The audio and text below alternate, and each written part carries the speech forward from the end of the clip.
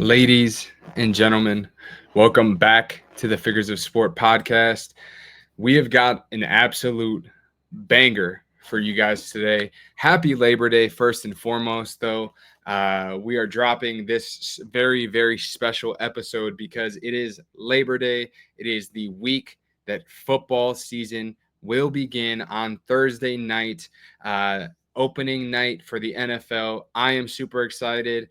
We're going to be talking about some fantasy football, and we've got some NFL talk, but I'm not going to be the only one here. This week, we are going to bring on a very special guest, one of my closest and dearest friends, a guy who we've been planning on doing this episode for a really, really long time. Since I brought the podcast back a couple months ago, he told me, hey, when football starts, I'm your man. Be ready to bring me on. So I am super excited to introduce you all to, again, one of my very near and dear friends. We've got G Money, Georgio. Like I said, one of my closest friends. He will be joining us on the podcast for episode 71. We're going to be talking, like I said, fantasy football. That's going to be the first half of this episode. The second half of this episode, we're going to be talking about the NFL week one, our predictions, some best bets, all that good stuff. But we've got a absolute banger for you guys. Georgio, G Money, welcome to the podcast, my brother. Thank you for joining. Thank you for having me, bro. It's been a pleasure, and let's get this episode going. Yeah, man. So as you guys see right over here, we are going to there's going to be a button right over here, somewhere around here. It's going to say like and subscribe, right? So I want to make sure that you guys do that. That's the first thing before we even get started into this podcast. Like this video, subscribe to the channel, share this video with your friends, your family, every person that you know, because guess what? Fantasy football drafts are happening this week. I know I've got a couple more this week before the season kicks off. I know George got a couple more before the season kicks off. So it's Labor Day. There's no excuses. Throw this on in the background while you're throwing some food on the grill, and make sure that you know what is going on, who you should draft, who you should stay away from in fantasy football, and everything else you need to know for week one of the NFL. So, George, man, how does it feel to be on the pod? Feels good, man. Been talking about this for a long time, trying to get through the works, bringing back the pod. Super psyched when you did that. And, football season is my experience. I love football, everything about it. And I just can't wait to get ready to talk about football and fantasy, man. All right, man. So I know you guys might have gotten a sneak peek on one of the topics there, but we're going to get into that one later. The first thing that we are going to talk about, though, is fantasy football. Fantasy football is definitely one of the most stressful times preparing for fantasy football drafts, trying to create a strategy. George and I actually just did a draft in the same league together, so we were able to discuss that a little bit today. And it was a very, very fun night as we got together and were able to draft in one of our very competitive leagues. So we are going to start off and we're going to talk about draft strategies, because obviously the worst thing that you can possibly do is go into a draft and not have a strategy. But something that we are going to touch upon in this episode is that there's a difference between having a strategy and being stuck in your ways, right? That's something that we are going to 100% discuss throughout this episode as we talk about fantasy football, because the best part about having a strategy, and I think George here would agree, is that you can go in with a game plan, but that does not mean that you stick to that plan and you are unable to adjust when certain things happen, right? So if you, for example, if you're in a 12-man league and you have your sights set on a guy at number 9, but he ends up going at number 6, and the guy who you expected to go 6 or 7 is there at 9, maybe you can change your strategy a little bit and go with the best player that's there, So, that when it comes to fantasy football, things happen. Sometimes things don't go how they're expected to go because you got a teammate or a league mate, I should say, that does something that's unexpected, right? So you have to be able to adjust. So that's something that we want to talk about here, is strategies that you can possibly implement in your fantasy football draft. So George, the first thing I want to ask you is, what is a draft strategy that you kind of like to follow? Are you like a zero running back type of guy, or are you a hero running back type of guy? Let me hear that from you. No, my strategy, I'm more on the hero wide receiver type of Okay. strategy. Past couple of years, fantasy football's gone where the wide receiver depth is immensely insane. You can get guys in the 7th, 8th round where normally they'd be number ones on their own team, and they could be viable flex spots. Someone you fill in because one of your guys is on a bye. My personal go-to is wide receiver in the first round. And back-to-back RB, second round, third round. I do love the value of RBs this year in those second and third rounds. You have some up and coming rookies that people are drafting low end third round, and those second round RBs are just more. They can give you enough points than those guys in the first round. You got guys like Jonathan Taylor, Bucky Irving, Chase Brown, Devon A. Chan, Kyron Williams falling in those second rounds where if you in a head-to-head matchup and your RB1 is Jonathan Taylor and the guy in front of you has Jahmyr Gibbs or Derrick Henry or Christian McCaffrey, you'll feel confident enough that those matchups is going to be pretty even. So yeah, I'd suggest my favorite strategy is the hero wide receiver round one and then go back-to-back RBs. Okay.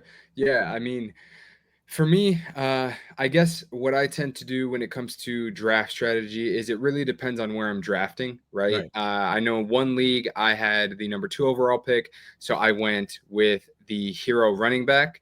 I got Bijan Robinson at the number 2 pick. And then my next 2 picks were kind of the opposite of yours. I went wide receiver, right? Just getting some really high value. I felt I have a guy as a running back with a very high ceiling. That I think can do really great things this season for me. So going with 2 value guys in the second and third round, especially one who I thought in Tyreek Hill is actually who I got in the third round, who I think is a candidate for a big bounce back season. 100%. That was the strategy I went with.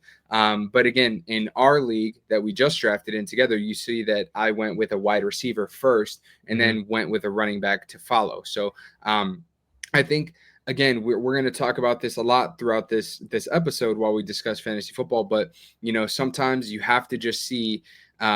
You can have a game plan, but hey, if you see that like George had said, if he likes to go wide receiver in the first round and then running back, if you are going in with that game plan, that's an amazing mindset to have, right? You understand what you're looking for. But if a guy is there at that third round and he shouldn't be there, for example, maybe you take him and kind of change the strategy, adjust a little bit, So I like having a thought process, but I always love being able to pivot. And I think that's a No, huge part of fantasy football. 100%. Like I said, my favorite strategy is the hero wide receiver. But today, example in our league, I had the 5th pick in a 12-man. I'm going in there thinking, okay, you know, my guy CD Lamb in this first round. First 3 picks are the usual: Jamar Chase, Saquon Barkley, Bijan. Guy before me, I'm ready for him to take Jahmyr Gibbs. He ends up going CD Lamb. I'm like, okay, well, I don't feel comfortable with Justin Jefferson here at 5.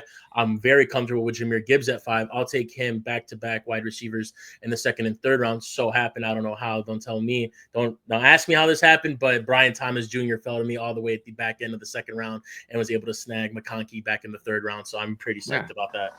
Yeah, see, so again, that's something like I said, we're going to be very heavy on that, being able to pivot and having the option to change your thought process Yep. is going to be key when you're drafting for fantasy football. So, yeah, I know when I saw Brian Thomas kind of being there available in the middle of the second round, I was like, man, what are we doing here? What do But we? hey, I I'll mean, take it. shout out to you. I'll take it. A hell of a pick by you. So, but yeah, so now I'm going to ask, as we talk about draft strategy, we saw a guy like Josh Allen go with the first pick in the second round.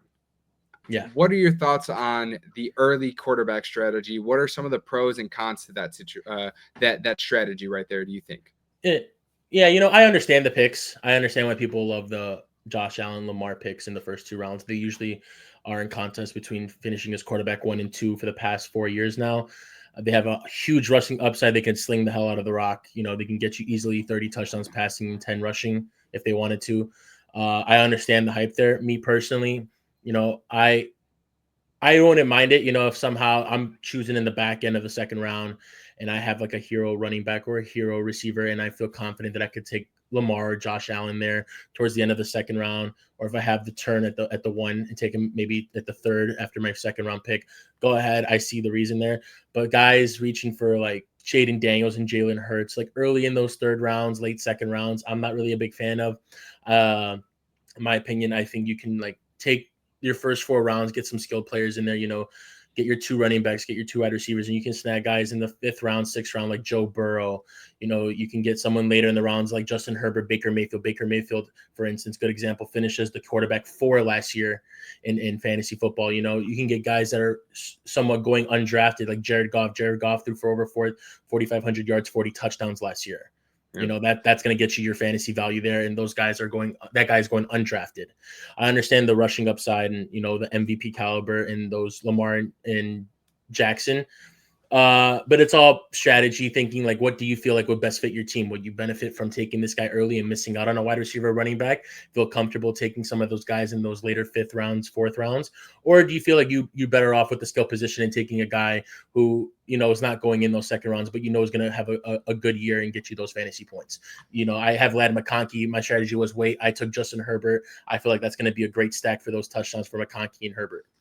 Yeah, no, I agree. Obviously, I think when it comes to the early quarterback strategy, it's very enticing. But I think sometimes when you draft a guy in the second or third round, you are losing out on some very premium talent. And I know that we mentioned early in the as we started the episode that there's a lot of depth at the wide receiver position. 100%. But of course, if for example, take a guy like a Josh Allen in the second or third round of a fantasy football draft, you are potentially losing out on potential wide receiver 1 production from a guy who, maybe falls like a Ladd McConkey or a Tyreek Hill or players like that. And, I think, yes, you're going to get an immense amount of production from those type of guys. I'm not discrediting that at all, but I just think that sometimes, like you said, getting a quarterback that can maybe potentially give you a stack, right? For example, in my case, I drafted George Kittle in the 3rd round, right?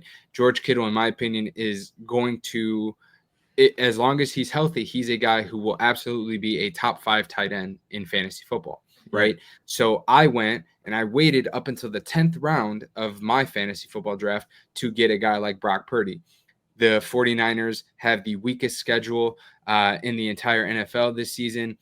So when you pair that with the stack production from George Kittle and Brock Purdy, and on top of that, all of the injuries that they are dealing with to guys like Juwan Jennings and Brandon Ayuk, I figured let me wait because I had the opportunity to draft a Jaden Daniels, a Lamar Jackson, a Joe Burrow. But I figured if I wait a little bit longer, I can maybe stack my team with a little bit more value in those early rounds and then get a guy who I'm still going to be comfortable with. Because if you really truly look at the disparity in points, right?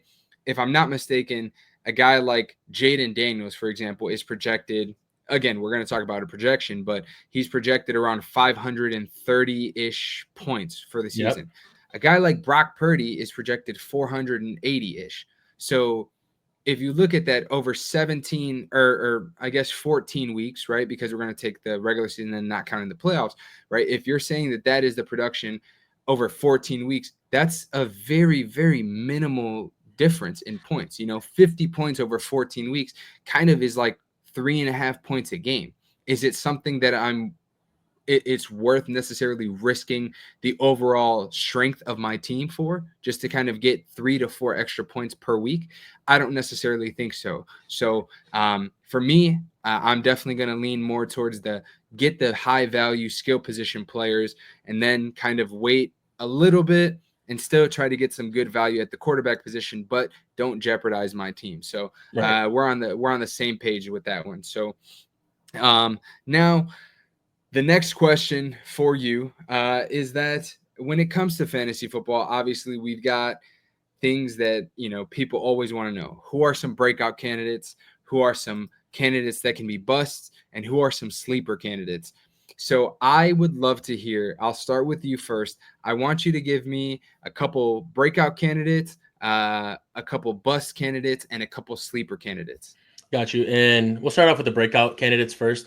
No bias aside, I know we're both Bears fans here. We're excited to see the Bears start this year. I think one of my breakout players this year will be Romo Dunze with the Chicago Bears.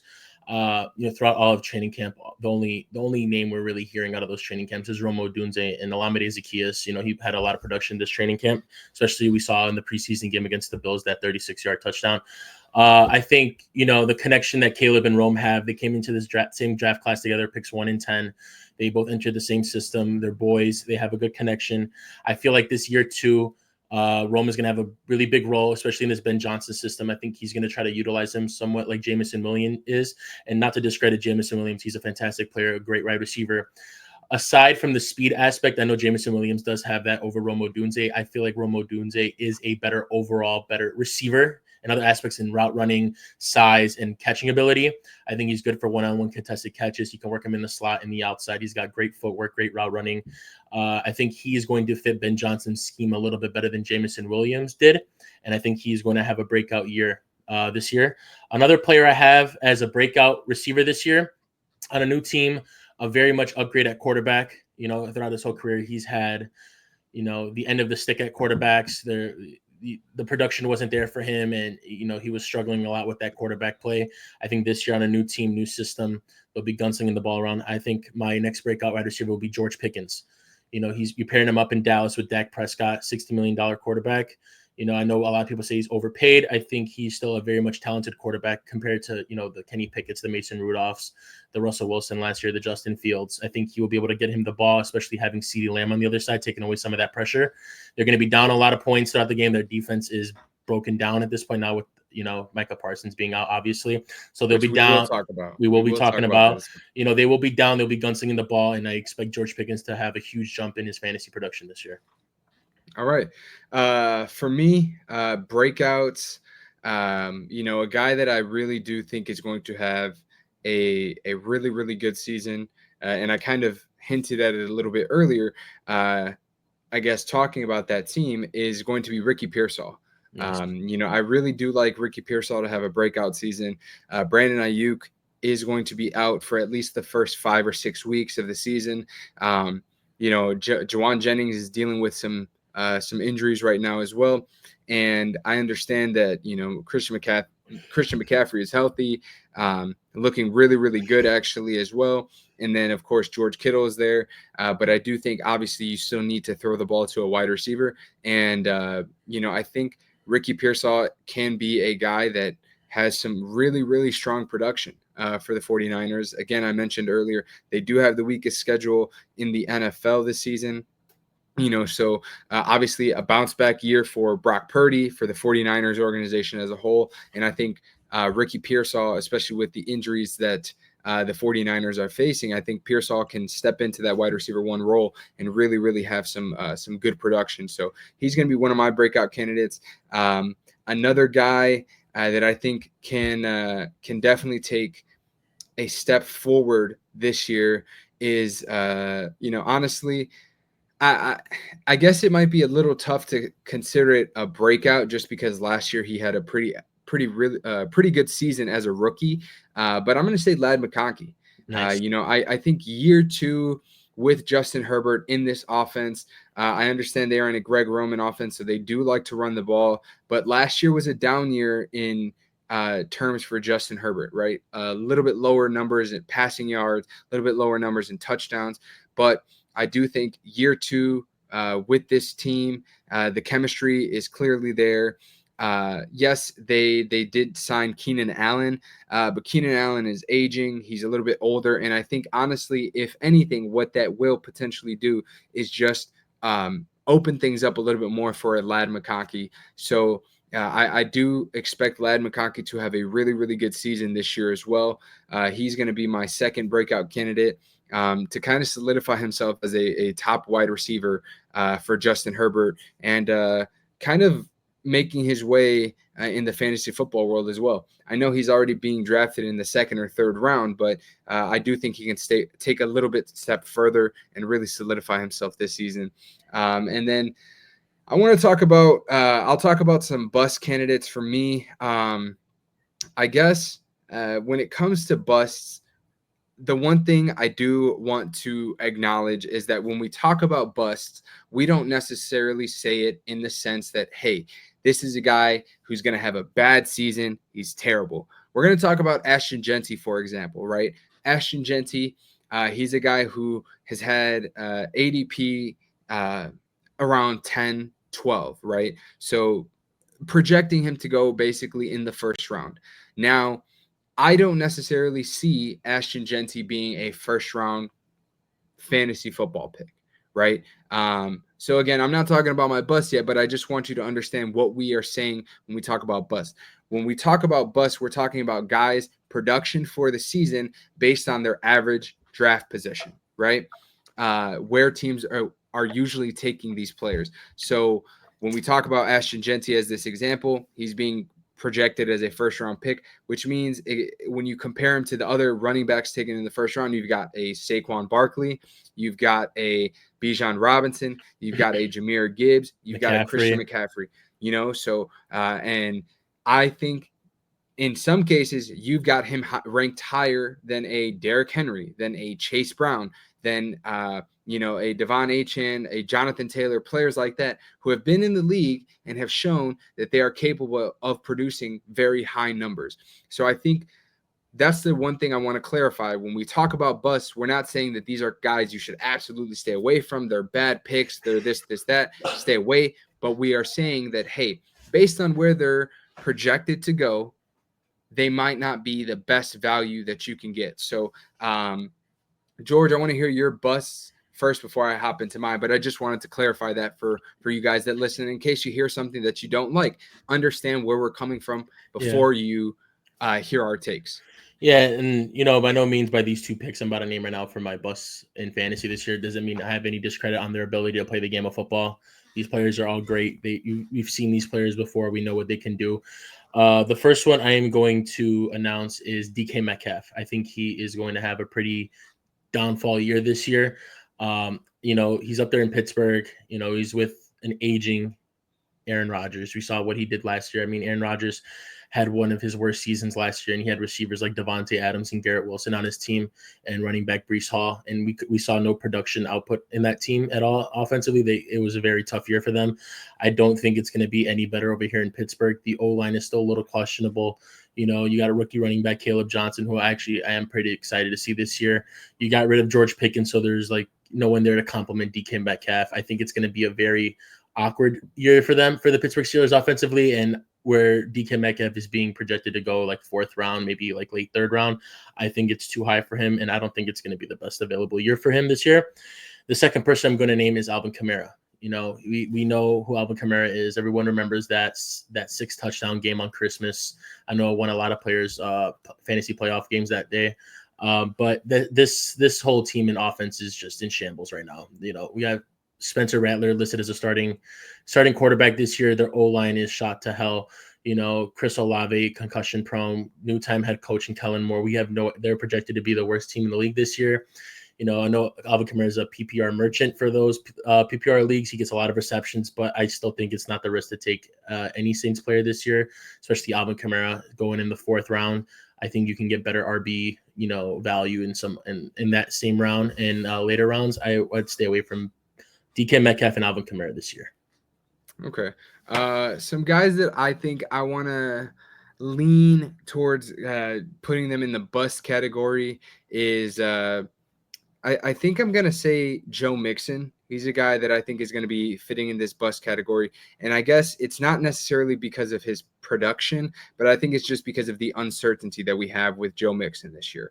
There's reports saying that he might not play this entire season, which is, obviously causing some havoc because the Houston Texans, when they signed him, he had a great season last year, missed some time, and now he's dealing with an ankle injury again, which caused him to miss some time last year.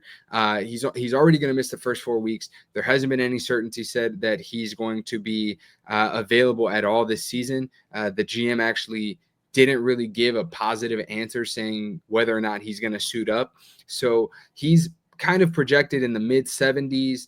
80s, and there's a chance that if you're without this guy for 6 to 8 weeks, you're using maybe a 7th round pick on a guy who might not play for half of the season, and think Right. about it fantasy wise, you're thinking if he's not back until a week 6 or 7 or an 8, you've only got 14 weeks before playoffs start. So you have to be able to, be in a position to even be in the playoffs for him to be, really able to help your team out. So I think relative to where he's being drafted, he could be a bust category or a bust candidate for me. Another guy that I'm going to say can kind of fall into that is a Garrett Wilson type of player. Obviously, Garrett Wilson is back with Justin Fields. They both went to Ohio State, put up some good numbers together there.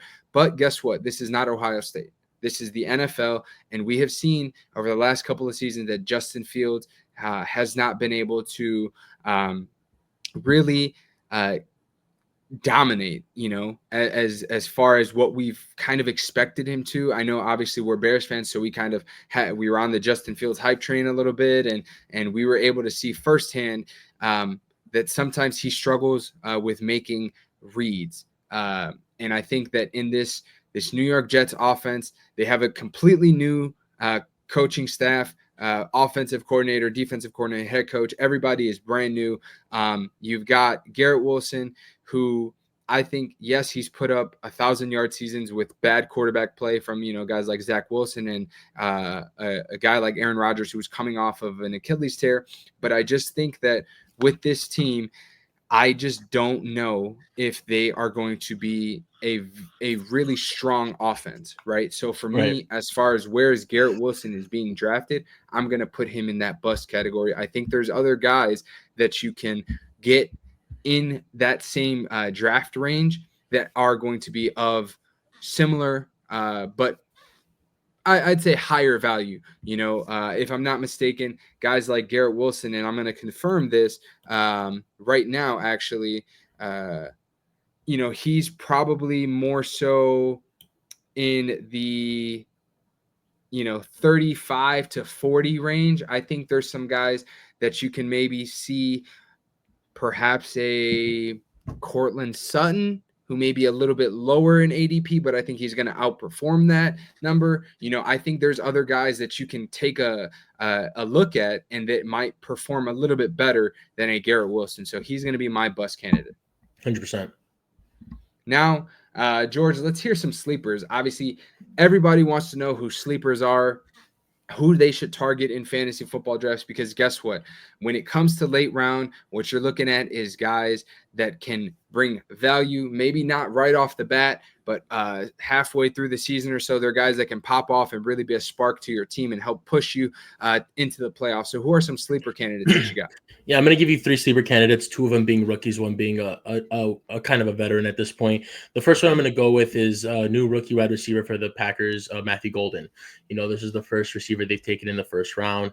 They're very high on Matthew Golden this year. All the reports out of training camp are saying that Matthew Golden is Jordan Love's favorite target. He's getting a lot of the reps. He's getting a lot of the targets. Jaden Reed's still dealing with this injury, saying he's feeling some discomfort still when he's running the routes. Christian Watson, he's not very reliable fantasy guy. He's injury prone a lot. Romeo Dobbs is still there. Not unsure whether he's going to be the wide receiver 1 or not. It's still looking like Matthew Golden will take on that spot, and he or she and him fall later in the rounds, like 7, 8, 9. I think that is a very good target to get in those rounds for possible flex option. Stash him on the bench, see where the production is the first couple of weeks, and I think you'll see Matthew Golden really shine in this Packers offense. Another rookie receiver I have this year is Jaden Higgins with the Houston Texans. Tank Dell, as much as everyone loved to see like Tank Dell on the field, he was electric. He had 2 really nasty injuries in his first 2 years in the league. There's a reason why they went out and drafted a couple of receivers in this draft. They brought in guys like Christian Kirk and Braxton Berrios. I'm not afraid of those guys when it comes to taking guys like Jaden Higgins in fantasy football in the late rounds. Christian Kirk, an aging slot receiver, has had a pretty good production throughout his career, also dealing with injuries. I think Jaden Higgins is going to be the perfect complement next to Nico Collins in that offense, and I think he's going to take off running hot in the beginning of the season with CJ Stroud. The third one I have is a well-known guy, especially the last 2 years. You saw him going in those second rounds of your drafts, possibly like early third rounds. He's in a new head coach.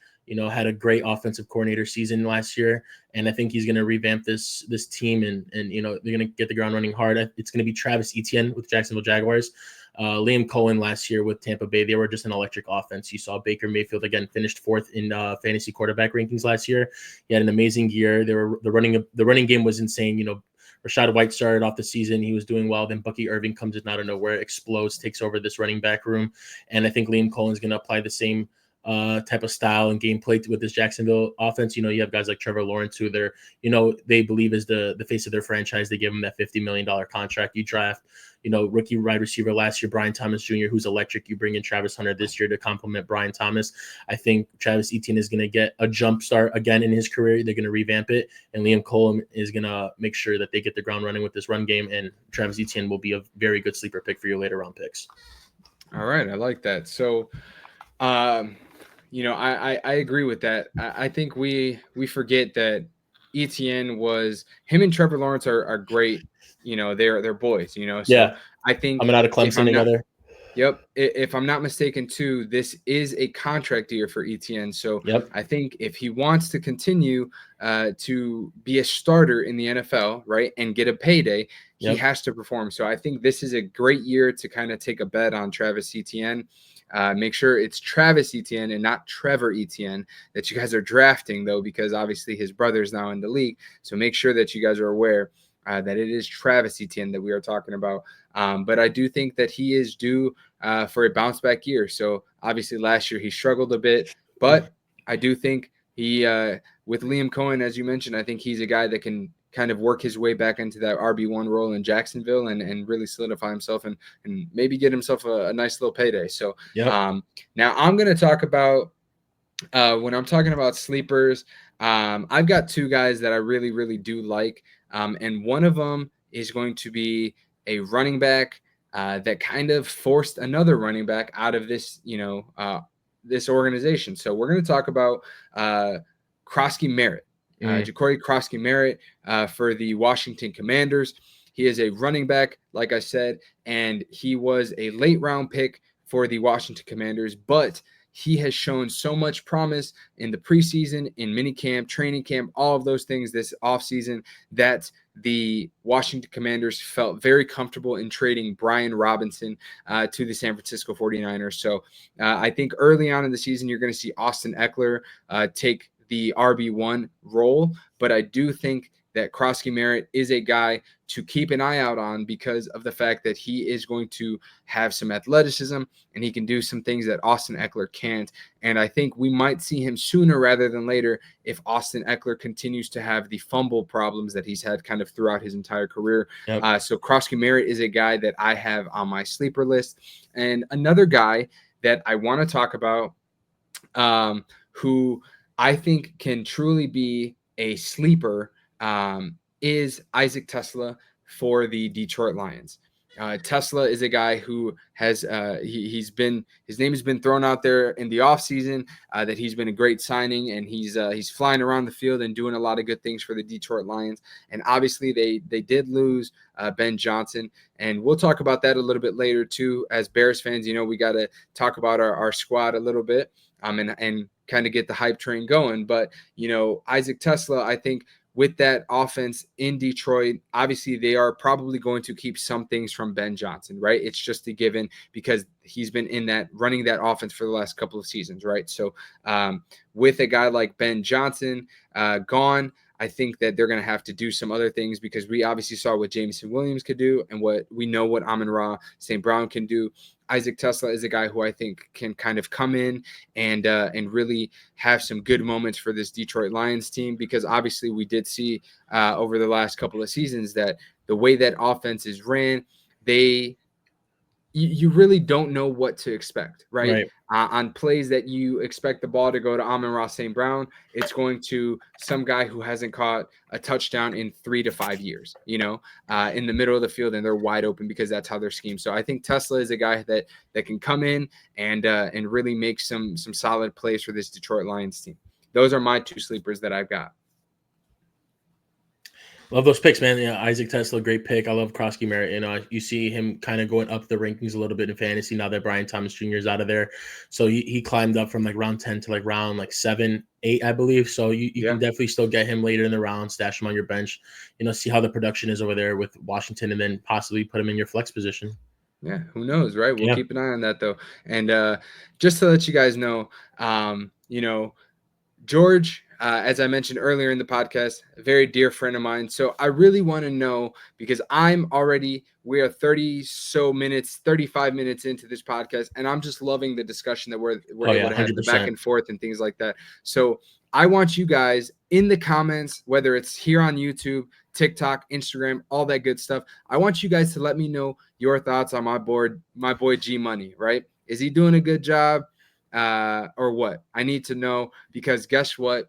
He is looking like he is going to be a reoccurring guest on all of our football focused episodes. We're going to be dropping banger after banger after banger this football season with G Money here, my boy.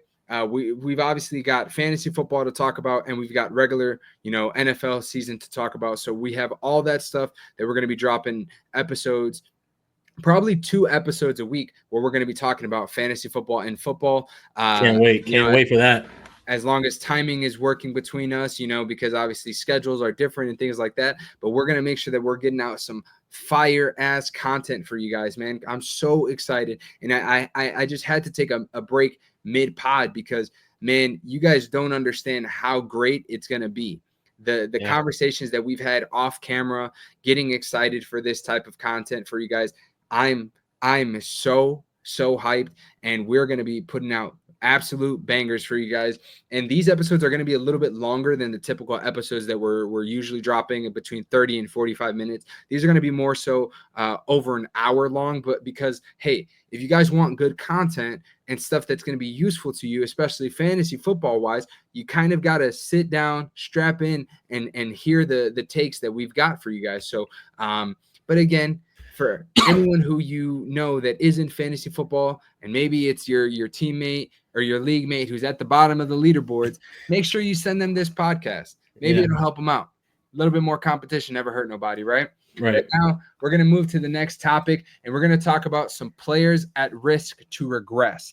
Now, I've got some guys that I know are probably going to shock some people. But I want you to start first, George, because we'll save the hot takes for a little bit. Yeah. And I love this topic. You see a lot of players going up and down every year in fantasy. Right now, we're going to talk about some guys that I think are going to take a step back in their systems. I think, it kind of pains me to say this because he is on one of my favorite. He is on my favorite team. I think the first guy I'm going to be talking about it would be DJ Moore. I think DJ Moore is going to be on a down year this year. I understand he got the contract extension that he wanted last year. Ben Johnson, they're going to try to utilize him. We saw him taking some reps at running back, putting him in all types of schemes. But I do think that Caleb Williams and Rome Odunze will have a bigger connection than Caleb and DJ Moore. You brought in guys, like Alameda Zacchaeus, a very good deep threat. You still got Cole Kmet there. You drafted, at the 10th spot, Colston Loveland, who I'm excited to see. Ben Johnson is a 55% run game user. He loves to run the ball 55% of the game, 45% throw. So I think it's going to be all over the place, this offense. And, it may not be a lot of areas to spread this ball around for everybody to get their touches. I do think Rome Odunze is going to exceed expectations and clearly become the wide receiver 1 on this team by week 4 or 5. Maybe coming out of the bye week, he'll become like Caleb Williams' favorite target, and I think DJ Moore is going to take a step down. Not to say he won't get his reps. He will get his looks. He'll get his targets. He'll get his numbers, but it won't be, the consistent over 1,000 yards consistently with, the 6 touchdowns, 7 touchdowns a year. I think it will take a step back. The second person I will name is Baker Mayfield. We talked about earlier how he finished as the quarterback 4 in fantasy football last year. They had a great system. They were firing on all cylinders. He had over 4,000 yards passing, 40 touchdowns thrown. I think losing Liam Cohen will kind of hurt the system just a little bit. I think, he was a great offensive coordinator there last year. Goes down to Jacksonville with Trevor Lawrence. I think you won't, as I still believe Tampa will be a playoff contending team. I think they're still, going to take that division. They're still the best team in that division. They're going to be still firing on all cylinders, I believe, but it won't be to the extent as we saw last year. I think, instead of 40 touchdowns, maybe somewhere in the low 30s. He may like, high 3,800s, maybe low 4,000s passing yards, I don't think his production value is going to be the same as fantasy quarterback number 4 as last year. I presume he'll still be in the top 10, probably like 8, 9, 10 area. But I do think he's going to take a little bit of a step down now that Liam Cohen is not there running that offense. Yeah, no, and I think as far as I'll talk about Baker first. From my perspective, we mentioned it earlier too.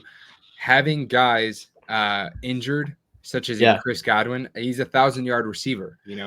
And then also dealing with injuries to Jalen McMillan, and I think there might be some potential injury news there with Cade Otton. Got to clarify that, but I think obviously those first few weeks of the season for the Tampa Bay Buccaneers, on top of the loss of Liam Cohen, I do think that can cause some potential issues over in Tampa. I still think they're going to be a gunslinging offense. Baker's going to put up solid numbers. Bucky's going to put up his numbers, and Mike Evans is going to put up his numbers as well.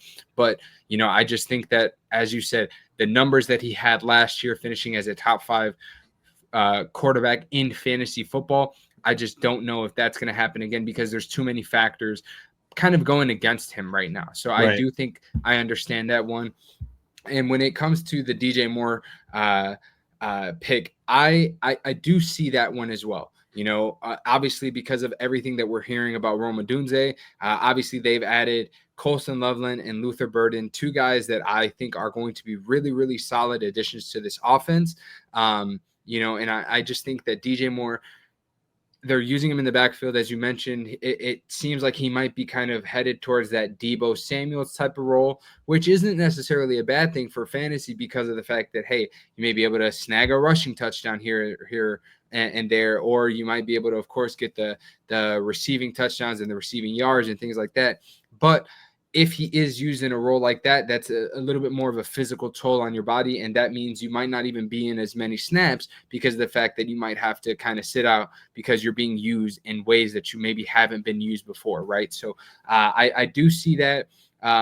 But I think, honestly, if this team is good, then honestly, I don't think you should be upset with a little bit of regression, as long as the team Right. is winning. But I Right. think for fantasy purposes, I do see the DJ Moore regression standpoint. And I kind of, unfortunately, because like you said, he is on our squad. It sucks to say it, but I do think that it is a very, very possible thing that can happen this season. 100%. Now, on my side, I'm going to talk about a couple guys that are going to cause probably some controversy, right? 2 guys I'm going to mention, and I'm going to tell you exactly why. The first one being Terry McLaurin. Terry McLaurin, obviously, he held in this offseason up until he got paid last week.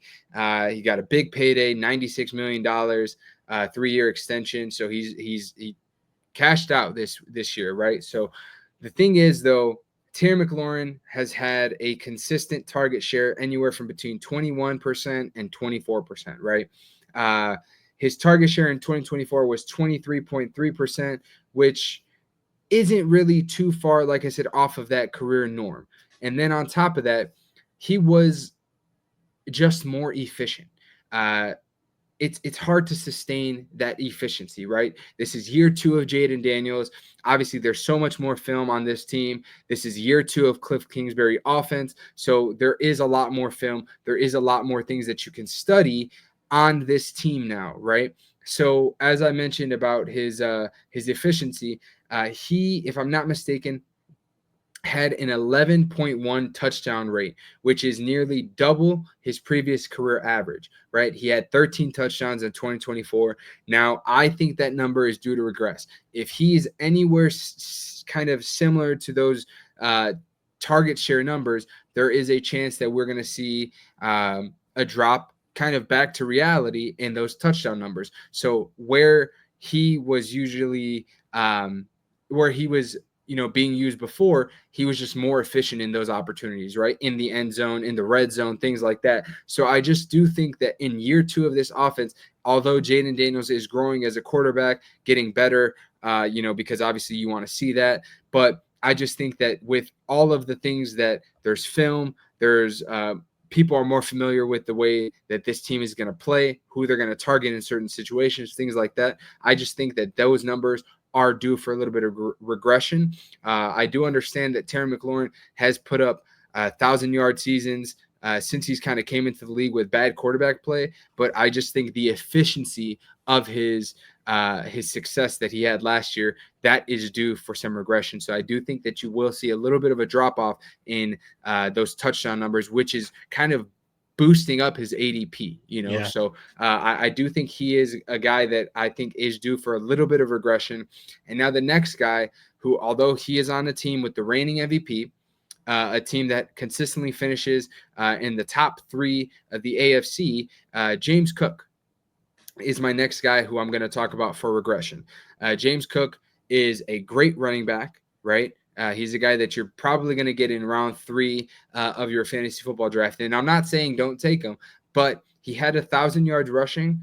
But what really boosted his value as a running back was his 18 touchdowns, right? And that is going to be incredibly hard to sustain, right? This is a team that obviously has Josh Allen. What happens when you're in the end zone or the red zone within that 5 to 10 yards from the end zone? Josh Allen has the opportunity, because of his legs, that he can run the football in, right? And we saw that last year. And then we also had seen James Cook have some incredible games with multiple touchdowns. But I just think that with James Cook, he is a fantastic running back. But do I see him having 18 touchdowns again? No. It is significantly far from the career average that he's had throughout his career. The first couple of seasons, I think he had his career high was 8, if I'm not mistaken, or 7, something somewhere around between 6 and 8. I don't have the number right in front of me right now, but he almost tripled that number, if I'm not mistaken, right? So I just don't see that type of success happening again. I mean, think about it too. A couple years ago, do you remember a quarterback or a running back from the Detroit Lions that finished with the most touchdowns in the National Football League and then ended up in New Orleans as a backup? Yeah, Because Jamal Williams. Jamal Williams, so, possibly saying that he is due for regression isn't a crazy thing. It's not a crazy thing, because scoring 18 touchdowns as a running back is not an easy thing to do, especially when you have a guy like Josh Allen who throws the ball a lot, who runs the ball a lot. It's not crazy to say that that James Cook is going to lose some touchdown opportunities, which is going to boost up his value in fantasy football. So I just think that he is a guy that I can definitely see being a candidate for regression. So those are my 2 picks. Now, what are your thoughts on those? No, I can understand where you're coming from, especially with James Cook. 18 touchdowns, kind of hard to follow that up again. We see it with a lot. Let's look at Saquon Barkley, right? No running back in the history in the NFL that ever ran for 2,000 yards did it again. Not saying he is going to go from 2,000 yards rushing last season to under 1,000 this year. Knock on wood for all you fantasy owners of Saquon Barkley. But, I still think production is going to be there for James Cook. They still haven't drafted that significant wide receiver 1 in Buffalo. They're hoping Keon Coleman can eventually become that. I still think they're going to lie heavy on the run game. James Cook, they have a good O-line there. James Cook is still going to get his production. While it may not be 18 touchdowns, let's say it's 11, 12, even 13. I still think with his work in the pass catching room, he's still going to be a viable option at RB2, potentially a low end RB1, depending on your draft strategies. And same goes for Terry McLaurin. I think he was the first NFL wide receiver in history to consistently get anywhere between 900 to 1,200 receiving yards since he came into the league. He was holding out for that contract extension, finally got it. He was the face of the franchise in Washington, Jaden Daniels. That was his, go-to target. That was his number 1 guy, and they brought him back, on a worthy deal. And, I think Jaden Daniels is going to be giving the ball a lot to Terry McLaurin. He's going to be looking to go to him. I know they brought in Debo, with Debo's injury-prone status and, how slow he's been moving lately. I don't think Terry McLaurin's production is going to get any lower than it already is than when it was last year. I still think I think he might even see an upcharge in target share. The production I think is still going to be there. They're paying him for a reason. You want to keep Jaden Daniels happy, and that was his go-to target. In a tougher division, you got the Eagles there. You're gonna have to keep up with scoring points. Dallas. I know their defense got shot, but their offense is still gonna be elite. They're gonna be putting up points. And then you got the New York Giants there too. You got an elite defense, especially with the up front, the front four. You got Brian Burns, Dexter Lawrence, Kayvon Thibodeau, and rookie Abdul Carter. They're going to be applying pressure. That defense is going to be there, and he's going to be looking to go to his guy Terry McLaurin. I think you're going to see him have a pretty good season compared to some other wide receivers that we talked about during the regress. Yeah. No, I believe it. And I think when you add a guy like Debo in, it's going to open things up for him. My thought process is just more the touchdown production is what No, 100%, drops yeah. because you add that Debo there. You got Zach Ertz still. Austin Eckler is still a viable guy that can catch passes and in short yardage opportunities, right? He can kind of pound the ball into the end zone. And then, of course, you got a guy like, that we're very high on in Krosky Merritt. So Yeah. that was just my perspective on No, that. understand I still think 100%. he's going to be a guy who's going to be 1,000-yard receiver and still put up incredible numbers and have 100 catches and things like that and have a great season. But it's just I think his touchdown numbers itself are going to drop a little bit. But again, we're not saying hey he should drop 3 rounds because of this. Absolutely not. When he's there, take him. He's going to put up numbers still. 100%. So he's just due for a little bit of regression. That's all. But that's football because it's hard to do the same thing 2, 3, 4, 5 years in a row. And the guys who do it, guess what? They're applauded for it. So, but now we're going to move to the next topic because this is something that I know people are super, super excited for. And I know you've got some good names on this list. So the next thing that we're going to talk about are some rookies to target in this year's fantasy football draft. So I want to talk rookies, right? We mentioned Ashton Genty early on. Obviously, he has an ADP within the first round, right? So we're not going to talk about him. We're going to talk about the guys that are going to probably be available in a couple rounds later from the first or second round. Who are some guys that you really, really would love to target and add to your squad? Yeah, I think the number one guy on my list would have to be Travion Henderson. It was stellar in college. He's coming into this Patriot system. With Drake May, another second-year quarterback, they have high hopes for over there in New England. Hope to be the face of the franchise. They bring in a guy like Mike Vrabel. Mike Vrabel likes to run the ball. You saw it over there in Tennessee with Derrick Henry. I mean, you have a Derrick Henry caliber player over there, and he gave the ball to Derrick Henry about 20 times a game. I can see this team being a lot of run-heavy offense. You brought in a receiver like Stephon Diggs. All credit to Stephon Diggs. Amazing career he's had. He's on the older end, dealing with some injuries. Maybe it might be slower in the passing game. I think this O-line is built for the run, and I think Travion Henderson is going to take a massive jump in this fantasy football league. And I think he's going to outbid Ramondre Stevenson as RB1 after week 2 or 3. And Travion Henderson I'm very high in Travion Henderson this year in fantasy football as a possible RB2. I think you should go out and draft him in your 4th rounds. Another rookie I love this year is Emeka Egbuka. I think he's going into a great system. I know we were talking about Baker Mayfield having a little bit of a regress year. I still think they're going to be slinging the rock around. You lose guys for a couple of weeks like Chris Godwin. You lose Jalen McMillan. Kadon supposedly dealing with some injuries. I think Emeka Egbuka is going to hit the ground running hard in this offense. He's going to be a perfect complement to Mike Evans. Everyone knows who Mike Evans is, consistent 1,000-yard receiver. He's going to continue to do that. I don't care how old he is. I'm going to let Mike Evans dictate when he's ready to slow down, and I don't think it's this year. He's still going to be the guy to get you 1,000 yards, 10 touchdowns. They got a great run game with Bucky Irving.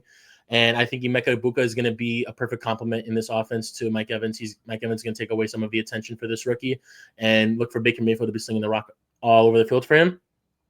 And the last rookie I'm excited to talk about, someone you can get very late in the drafts in your 9th, 10th round, someone people are overlooking in this position. I think it's going to be Tyler Warren. We saw Tyler Warren out in Penn State. He was the main guy there. He was doing everything. He was getting around 15 targets a game from the quarterback. He was throwing the ball. He was running the ball. He was doing everything. I think in this system with Indianapolis, you have question marks at quarterbacks. You have Daniel Jones listed as a starter, Anthony Richardson as the backup. We don't know what's going to happen there. I think they have a great run game with Jonathan Taylor. I think they're going to start with that. But Warren will be the guy that's going to be getting the ball a lot, I feel like. Daniel Jones He's going to be when it's time for him to throw the ball. I feel like Tyler Warren's going to be there for him to be that safety blanket. Guys are, Michael Pittman. We saw production drop in him last year. You have guys like Josh Downs and Alec Pierce, who are good deep ball threats, but I think Tyler Warren is probably going to be one of the main receiving focuses in this offense. And I think he's going to have a great year, especially in the value you can get him in these fantasy rounds. Yeah, no, I love that list. Tyler Warren, I think, is a guy who, honestly, the Chicago Bears, I feel like shocked a lot of people when they took Colston Loveland 100%. first over Tyler Warren, because he was the highest rated tight end in this year's draft by a lot of people. So I really love that one. I'm very big on Travion Henderson. Obviously, he is a guy who should 100% take over the RB1 role over Ramondre Stevenson. I think very early, as you said, within the first few weeks. I just think that with that the things that he can do on the football field, I think he just does a little bit more, and he brings a little bit more energy to the New England Patriots. So I think he's a guy that for sure is going to be the RB1 there in the very near future. And then a guy like Emeka Egbuka, who we talked about, I think he is absolutely going to be the beneficiary of the fact that the Tampa Bay Buccaneers are dealing with so many injuries. He is a guy that is, like you said, going to come in, hit the ground running, opposite of Mike Evans. Him and Mike Evans might be putting up crazy numbers together because guess what? Those are the only two targets you really got at this point, right? So Right. I'm very high on all three of those guys. I really love that list. And now some guys that I really like, I want to say Omarion Hampton, but I think he's a guy that's already going to go pretty early in drafts. So I'm going to stay away from Omarion Hampton. But a guy I do want to talk about is a guy like, surprisingly, I'm going to go with a rookie tight end as well. And I'm going to say Colston Loveland. And I'm saying it because of the fact that the Chicago Bears, all bias aside, you're not wasting a top 10 pick on a tight end if you do not plan to use him in this offense, right? He's a guy that I think you can get late in drafts, very late in drafts, actually. And he's a guy that I think he's going to be kind of like a hold and wait, A kind wait of and guy, see type of guy. or Yeah. a wait and see kind of player.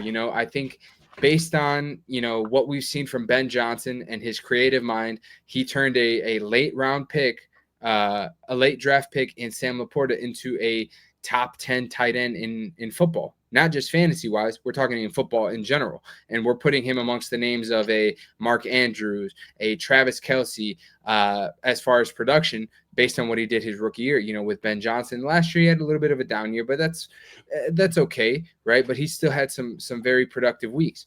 So I think with the Chicago Bears taking a guy like Colston Loveland that high, he is a guy who I think is going to be a very pivotal part of the offense, opening up the middle of the field, helping Caleb Williams out. So I really do like Colston Loveland as a guy, as a rookie to target. Another rookie that I do really like is RJ Harvey for the Denver Broncos. I think he's actually a guy I drafted today in our league. I think RJ Harvey, he is in a backfield that does have J.K. Dobbins, who they paid, on a 1-year contract. But I do think that he is a guy, which, knock on wood, you don't wish for it upon anybody, but J.K. Dobbins is known to have a risk for injury, right? I think with Sean Payton, he's a guy that does like to have young running backs and kind of use a committee style. So I think RJ Harvey is a guy who, if he's taking full advantage of his opportunities, he's a guy that can absolutely be very, very productive for your squad. And I really do like where you can get him in some of these drafts, maybe the 8th or 9th round. I think he's a solid pick. And now one more rookie that I do really, truly like, and I think it's kind of silly to say, but Tet McMillan. Yeah. I think he's kind of a no-brainer in my opinion. I really don't know why I should have to say it. But Tet McMillan, obviously they traded Adam Thielen, the Carolina Panthers, right? And he is a guy who is 6'4". Within the first or his last 2 years in college at Arizona, he put up incredible numbers, over 1,000 yards each season. He's 6'4", like I said, and he is just a great, great candidate for Bryce Young to kind of really have a breakout year. Right. I think obviously last year we saw a lot of good flashes with Bryce Young, and he showed that he can be the quarterback of the future for the Carolina Panthers. So I think that now with Thielen gone, those targets got to go to somebody, and it's going to go to Ted McMillan. I think in our draft today, he actually went a lot later than expected. If I'm not mistaken, didn't you grab him? Yeah, I did. He's Yeah. my first So receiver off my bench list right now. yeah, so I think Ted McMillan. I think he's a guy that if you can snag him, if he's fallen, go out and grab him. I think he's going to be a great option. Again, he may not be a guy who's going to be starting in your wide receiver 1 or 2 spot, but he's a guy that can absolutely be a productive flex option for you later on in the season. And again, obviously, a lot of rookies. Sometimes you may have to wait just because they may not be a starter week 1. For example, some running backs that we talked about, like an RJ Harvey, like a Travion Henderson, things like that. But I think he's a guy that's going to be extremely productive. He's going to be the wide receiver 1 for that team and for Bryce Young, and I think he's going to put up some really solid numbers. So that is those are 3 rookies that I really love to target. Outside of the obvious ones, right? Right. Now, one more that I think I want to mention, but he is very much on. He's kind of like in his own tier of wait and see. Is Quinshon Judkins? Yeah. He is a guy that obviously he's still technically unsigned, right? And he is probably facing a suspension, right? But Quinshon Judkins, he's in a backfield with Jerome Ford and another rookie. I can't forget his name. I can't remember his name.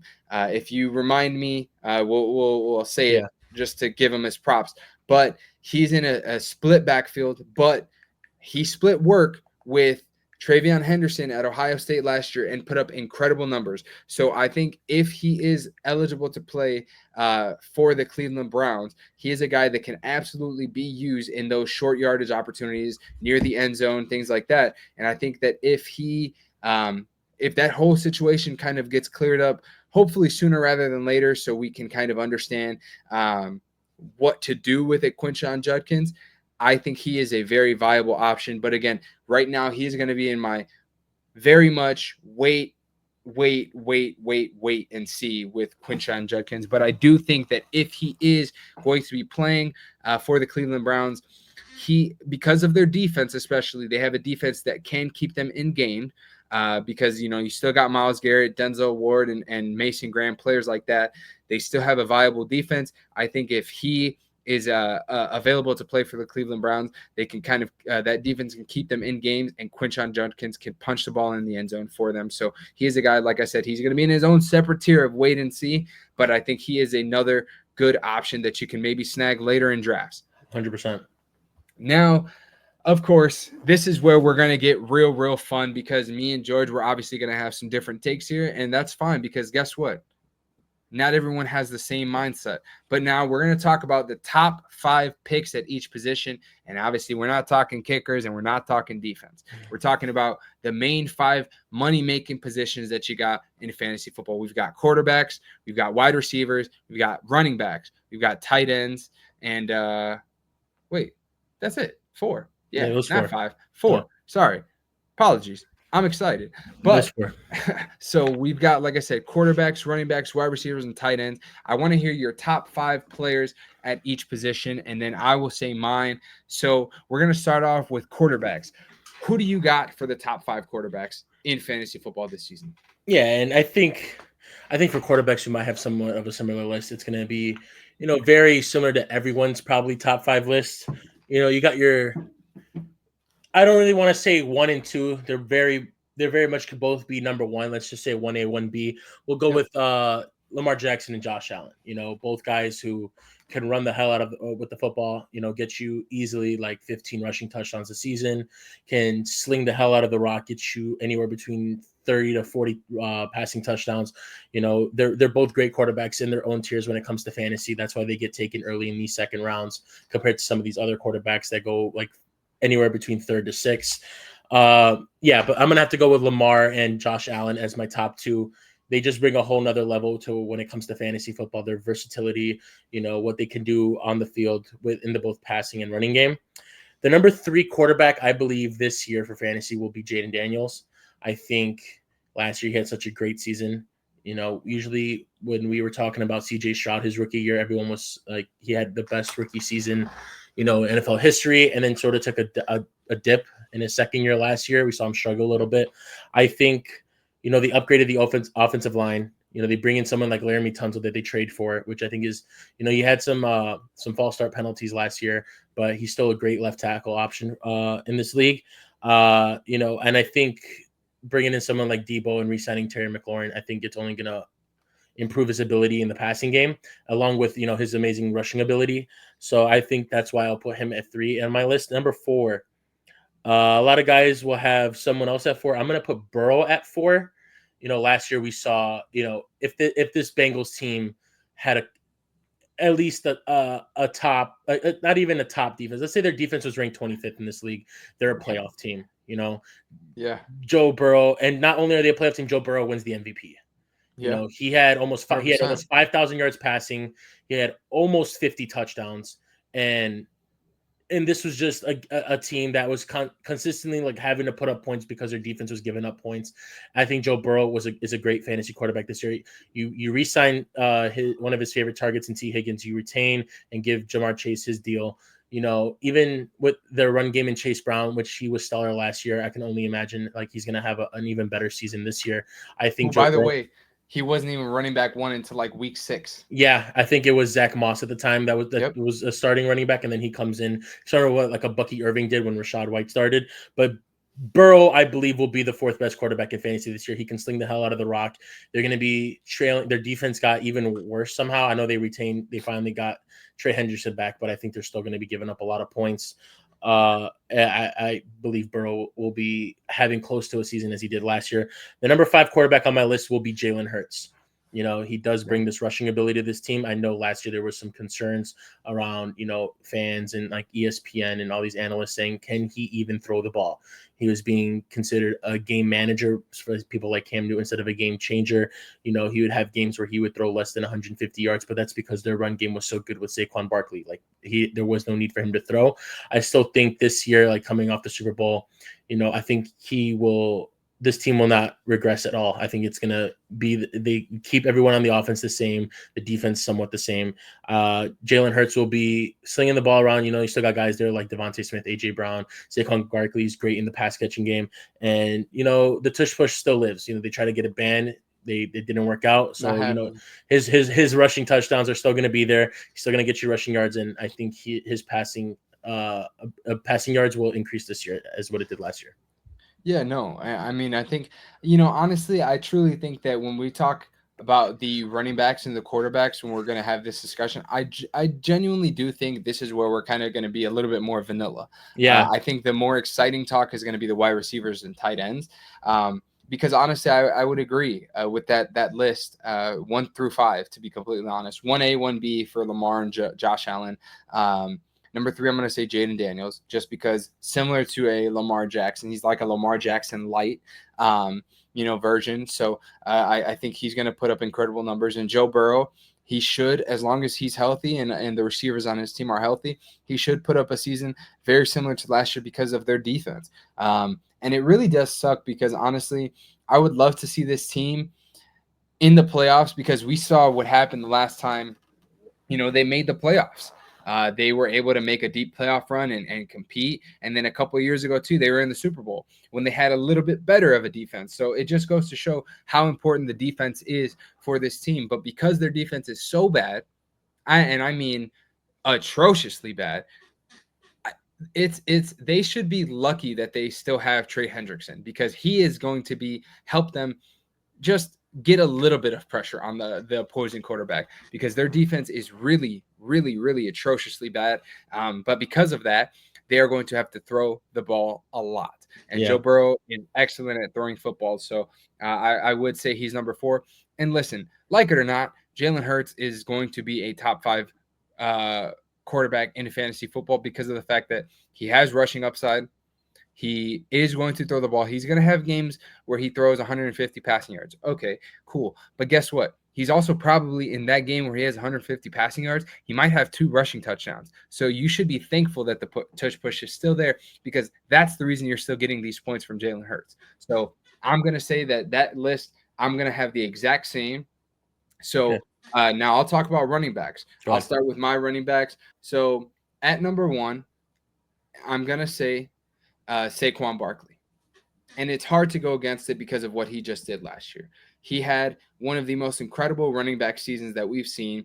We saw one of the most incredible highlights with that backwards hurdle. The guy had an absolutely incredible year. And the thing is, I know, people are going to talk about the fact that no running back has ever finished number 1 in consecutive seasons. And listen, you don't need Saquon Barkley to finish as RB1 again. But guess what? You know what he is probably going to do? Because he still has the same offensive line, still has the same offense around him, and has competent coaching staff around him, and a quarterback that can do things to help other players get involved that he didn't really have in New New York. York. He is still going to be a top 5 running back, regardless of whether he's RB1 or RB5. He's still going to give you the points and the production that you need to help you win your fantasy football league. So I'm going to put Saquon Barkley at number 1. Number 2, I got Bijan. Obviously, Bijan is Bijan, right? We know what he can do. He finished off last season really, really well with Michael Penix. So I think it's hard to kind of go against Bijan Robinson. He's going to be huge in the passing game. He can obviously make guys miss, rushing the football, yards after the catch, yards after contact, all those things. So Bijan is going to be my number 2. Number 3, Jahmyr Gibbs. I'm gonna put Jahmyr Gibbs at number 3. Obviously, he took a larger role last year with Detroit, and I think obviously based on what he did last year, I think his role is only going to get bigger. David Montgomery is getting older, and I do think that with the ability that Jahmyr Gibbs has to also line up, which if I'm not mistaken, he was lining up in like the wide receiver position this offseason or during like training camp and things like that. So he's going to be used in other ways as well. So his value is going to go up even more. So I think at number 3, Jahmyr Gibbs is perfect right there. And then at number 4, I'm going to take a guy who is coming off of an injury, and people are starting to forget who he is, Christian McCaffrey. We forget that Christian McCaffrey just a couple short years ago was the best running back in football, had a streak of games where he scored touchdowns for the San Francisco 49ers, right? Had one of his most healthy and productive seasons with the San Francisco 49ers. Last year, he got hurt before the season even started. So, yes, he was kind of doomed in that sense, especially when you're dealing with a calf injury. But he's looking better than ever, or better than before, obviously. He's healthy, and he's ready to go. The 49ers, as I mentioned a couple times in this episode, they have the easiest schedule in the NFL. This is the opportunity for the 49ers to not only bounce back as an organization, but guys like George Kittle, Brock Purdy, Christian McCaffrey, all will now have chips on their shoulders because people are counting them out. Give me Christian McCaffrey as the RB4 in fantasy football this year. And he obviously, who knows? He is such a good football player that he can always finish at RB1 if he's healthy enough. So don't forget that. And then at number 5, I think here is where I'm going to say I'm going to take Derrick Henry, man. And I think there's a couple other young guys like a Chase Brown or a JT or players like that are fighting to be that number 5.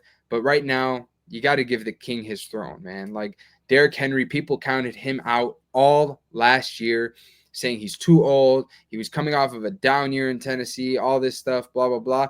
But guess what? He put up an incredible season behind that Ravens offensive line and next to Lamar Jackson, who, by the way, have one of the most incredible RPO games. It's almost unstoppable. So give the king his throne. That's my RB5 right there for you. Now, who you got? Yeah, and somewhat similar, 1, 2, 3, exact same. Saquon, Bijan, Gibbs. I'm loving this. I'm loving these top 3 right here. Saquon, I don't expect him to get 2,000 yards again, but that O-line is still the best O-line in the league. They kept every single one the same. They still have the same receivers. His production will still be of high value. Bijan Robinson, I think he's going to be I think Michael Penix is going to incorporate him a lot in the pass catching game. They're going to it's an Arthur Smith offense. Arthur Smith loves to run the football. We saw that in Pittsburgh with Najee Harris. I think Bijan Robinson's going to get around 15 to 16 touches a game in this running game, and he's going to be a viable option in the pass game, especially same as Jahmyr Gibbs. Jahmyr Gibbs, they lose Ben Johnson. Ben Johnson loves to run the football. We saw it a lot. Again, 55% snaps of were runs, and they have the double-headed running back there, Sonic and Knuckles, with Gibbs and Montgomery. I think losing Ben Johnson, they're still going to rely on the run game a little bit more because I don't think Dan Campbell is one of the better scheming head coaches. So I think they're going to rely a lot on the run. He's a very good pass catcher. We saw him lining up in the slot during training camps a lot. So he's going to be a very good viable option at running back, especially in fantasy. I have him as my RB3. RB4 is a little bit different. You went McCaffrey. I'm going to put Derrick Henry at RB4. Derrick Henry, Okay. Again, last year. And I'm not mad at it. Yeah, I'm not mad at it. No, you said it. You nailed it. You put the hammer on the nail. You said people were doubting him out because of his age and going to a new team and stuff like that. He's just, in my opinion, he's just like Mike Evans. I am not going to dictate whether they're going to have a good season, not based on their age. I'm going to let them do it because they have yet to prove otherwise. Yep. Derrick Henry, with that O-line, with Lamar Jackson there, that read option is disgusting, in my opinion. I think, between Henry and Lamar read option and the Hurts Saquon, I think Lamar and Henry have the better read option there because of both their abilities. And I think Derrick Henry is a touchdown merchant. If you want to hammer him for a touchdown every single game, go ahead. I think it's one of your safer bets. I think he is going to have somewhat of a similar season last year. And then number 5, I'm going to put Jonathan Taylor at my number 5. Okay. I know you had McCaffrey in your top 5 list. I think I will put him at 6 on this list, but I want to put Jonathan Taylor at 5, and I think it's well deserved. 2022, he was the number 1 running back in fantasy football. We've seen very poor quarterback play in Indianapolis throughout his career. He's had Gardner Minshew, Anthony Richardson, now Daniel Jones, but Jonathan Taylor still prevails. He still puts up the fantasy numbers that everyone knows and loves, and that's why we take him as our RB1, and sometimes if you're lucky enough, RB2, depending on your draft strategy. I think no matter what the quarterback play is there, no matter who the head coach is or what the scheme is like, Jonathan Taylor is going to put up those numbers for you, and I think it's only going to be better than last year. I think that's why I have him in my top 5. And listen, I'm not upset at it at all. JT is a dog. I mean, yeah, point blank period, JT's a dog. And don't forget that just because he's in a bad offense. George hit it right, as he said, hammer on the nail right there. JT is the constant force in Indianapolis. He is going to put up numbers as long as he is healthy. He is going to be a productive player on that offense, regardless of poor quarterback play or not. He is going to be a guy that is going to perform and put up high numbers as long as he's healthy. So, I think like we're going to have a small disagreement there with the CMC and JT, but again, I would put JT at 6 or 7 myself, and he's going to have CMC at 6. So it's not like we're that far off. So again, both of those guys are 1 or 2 seasons removed from being, the top running back in fantasy football. So these are still guys that we're saying are excellent running backs, and they are guys that are capable of winning you a league. So don't get it twisted, but I think, like he said, JT is a dog, and he has proven himself that he can be productive regardless of the situation in Indianapolis. And it is probably going to be a tough one with Daniel Jones as your quarterback, but guess what? You can still rely on JT. So don't count him out. So I really do like that one. Now I think here's where things are going to get a little bit spicy. So we're going to talk about wide receivers now, right? I'm going to go with the clearest option, Jamar Chase. It's right there. Jamar Chase is my number 1 wide receiver in football, not just fantasy, but in football. Jamar Chase is a superstar wide receiver. I mean, if you do not draft him and you have the 1-1 this year, I think we need to drug test you, because that is a huge mistake. Because guess what? They're in the exact same situation that they were in last year. Bad defense, going to be down in games. Joe Burrow is going to be slinging the ball. And guess what? Jamar Chase is going to be catching a lot of footballs, scoring a lot of touchdowns, and having a lot of receiving yards. So Jamar Chase is my number 1 wide receiver. After that, I'm going to say, man, honestly, I think here I'm going to say Justin Jefferson as number 2. And you know what? Scratch that. Give me CeeDee Lamb at number 2. Give me CeeDee Lamb at number 2, and I'll put Jay Jettas at number 3. The main reason is because here, CeeDee Lamb is going to produce. We saw him do it with Cooper Rush, right? We saw him do it with Dak Prescott. And George, I know we talked about it a little bit when we were drafting earlier. Dak Prescott has this very funny thing where, like, since 2020, he's been hurt in all of the even number years, right? So like 2020, 2022, 2024 had rough years. 2021 and 2023, he has had really, really good years, right? Like 2023, he had like 4,800 passing yards. CeeDee Lamb had an incredible season. So if that trend holds true, CeeDee Lamb is about to go stupid. He's about to go crazy. Like CeeDee Lamb is about to put up numbers. So because of that, and I think the reason that CeeDee Lamb is going to be my number 2 is because of the fact that you know what you're going to get with Dak Prescott. Yep. Garbage time stats or not, Dak Prescott is going to put up numbers with CeeDee Lamb there. The difference in Jay Jetta's situation is that he has a rookie quarterback who is never known to be a gunslinger.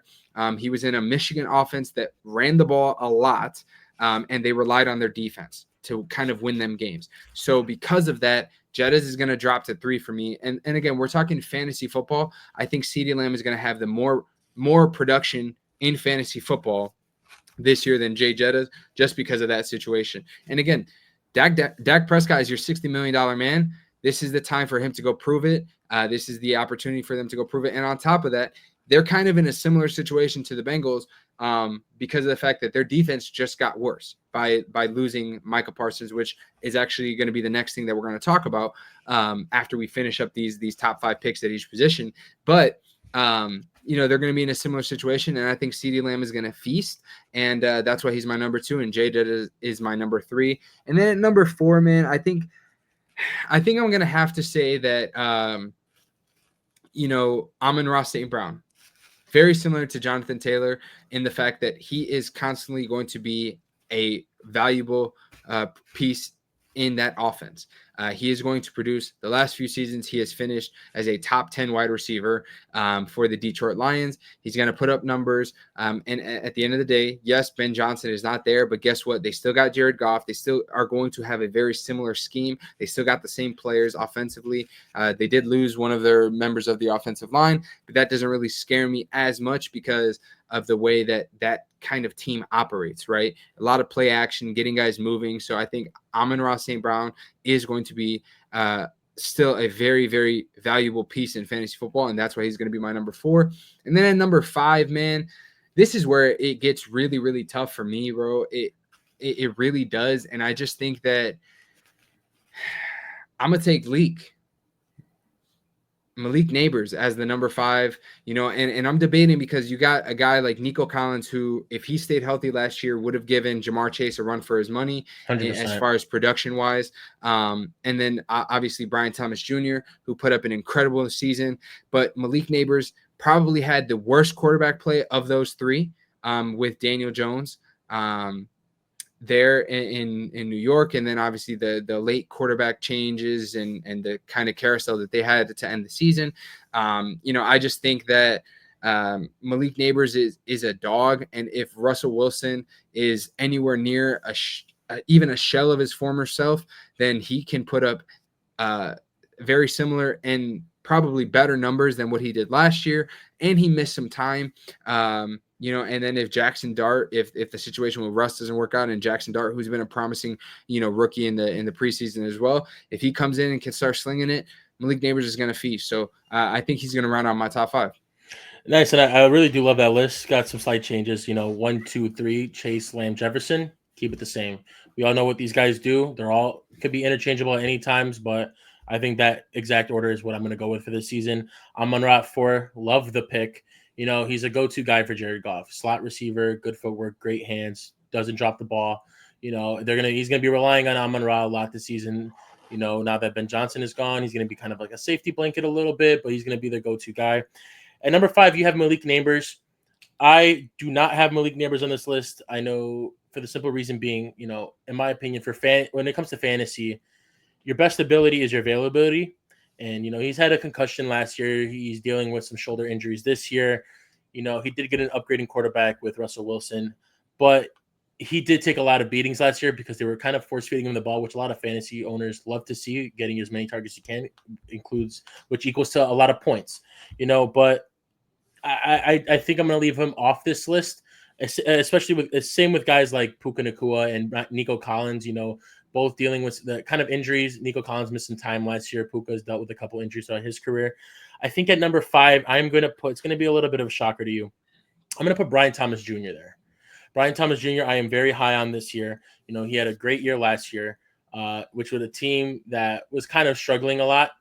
Especially with Doug Peterson as head coach, they didn't really have an identity there. I think bringing in Liam Cohen is going to revamp this offense a lot. They're going to be like explosive, especially you bring in someone like Travis Hunter in the draft this year that's going to kind of complement Brian Thomas very well. I think. I mean, just look what happened last year in Tampa. Chris Godwin was off to the races, huge. Like, he was getting insane amount of fantasy points per week, and everyone was like, kind of concerned. Oh, what about Mike Evans? Then Mike Evans comes in and he still gets his. Everyone's getting love touches over there, and I think this year Brian Thomas Jr. is going to benefit very heavily with Liam Cohen there in that Jacksonville offense, and I think that's why I put him in my top 5. No, and I don't blame you. And I think the other thing too is he was such a great player last year, and on top of that, people are forgetting that he was the player to kind of game plan for because Travis Etienne had a down year, so their running game wasn't great.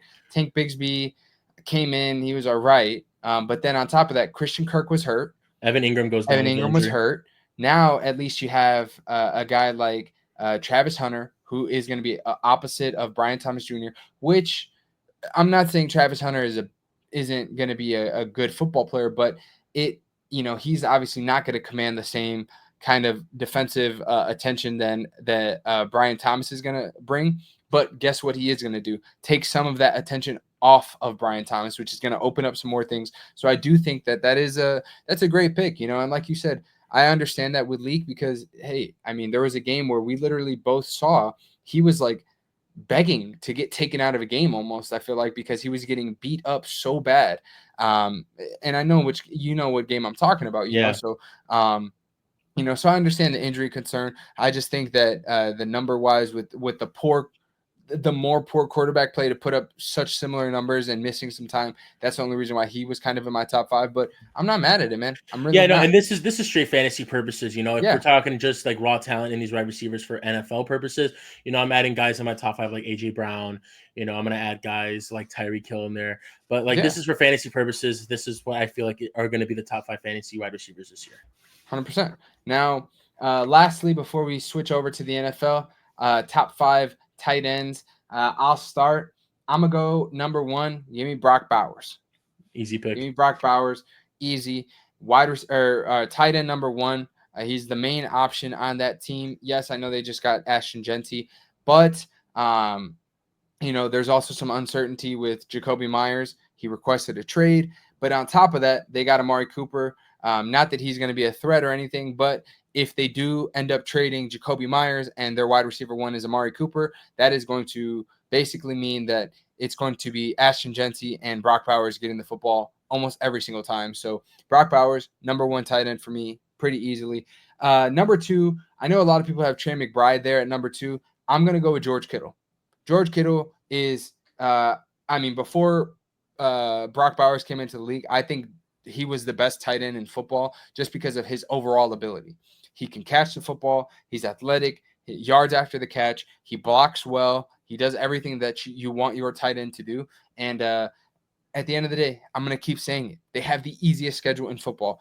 I think he's going to finish as the tight end 2 at the minimum, and with the opportunity to finish as tight end 1 because they are in that offense in San Francisco that should win a lot of games. And I really think that he's going to be a huge part in that, especially because of all the injuries. Trey McBride at number 3.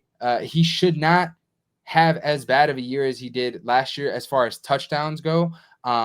He had, I think, 2 touchdowns all of 2. last season, which He he didn't get his first absolutely, touchdown until week yeah, 16. like he absolutely should not. That should not be the case with that player. He's too good of a tight end to not get fed the ball in the end zone.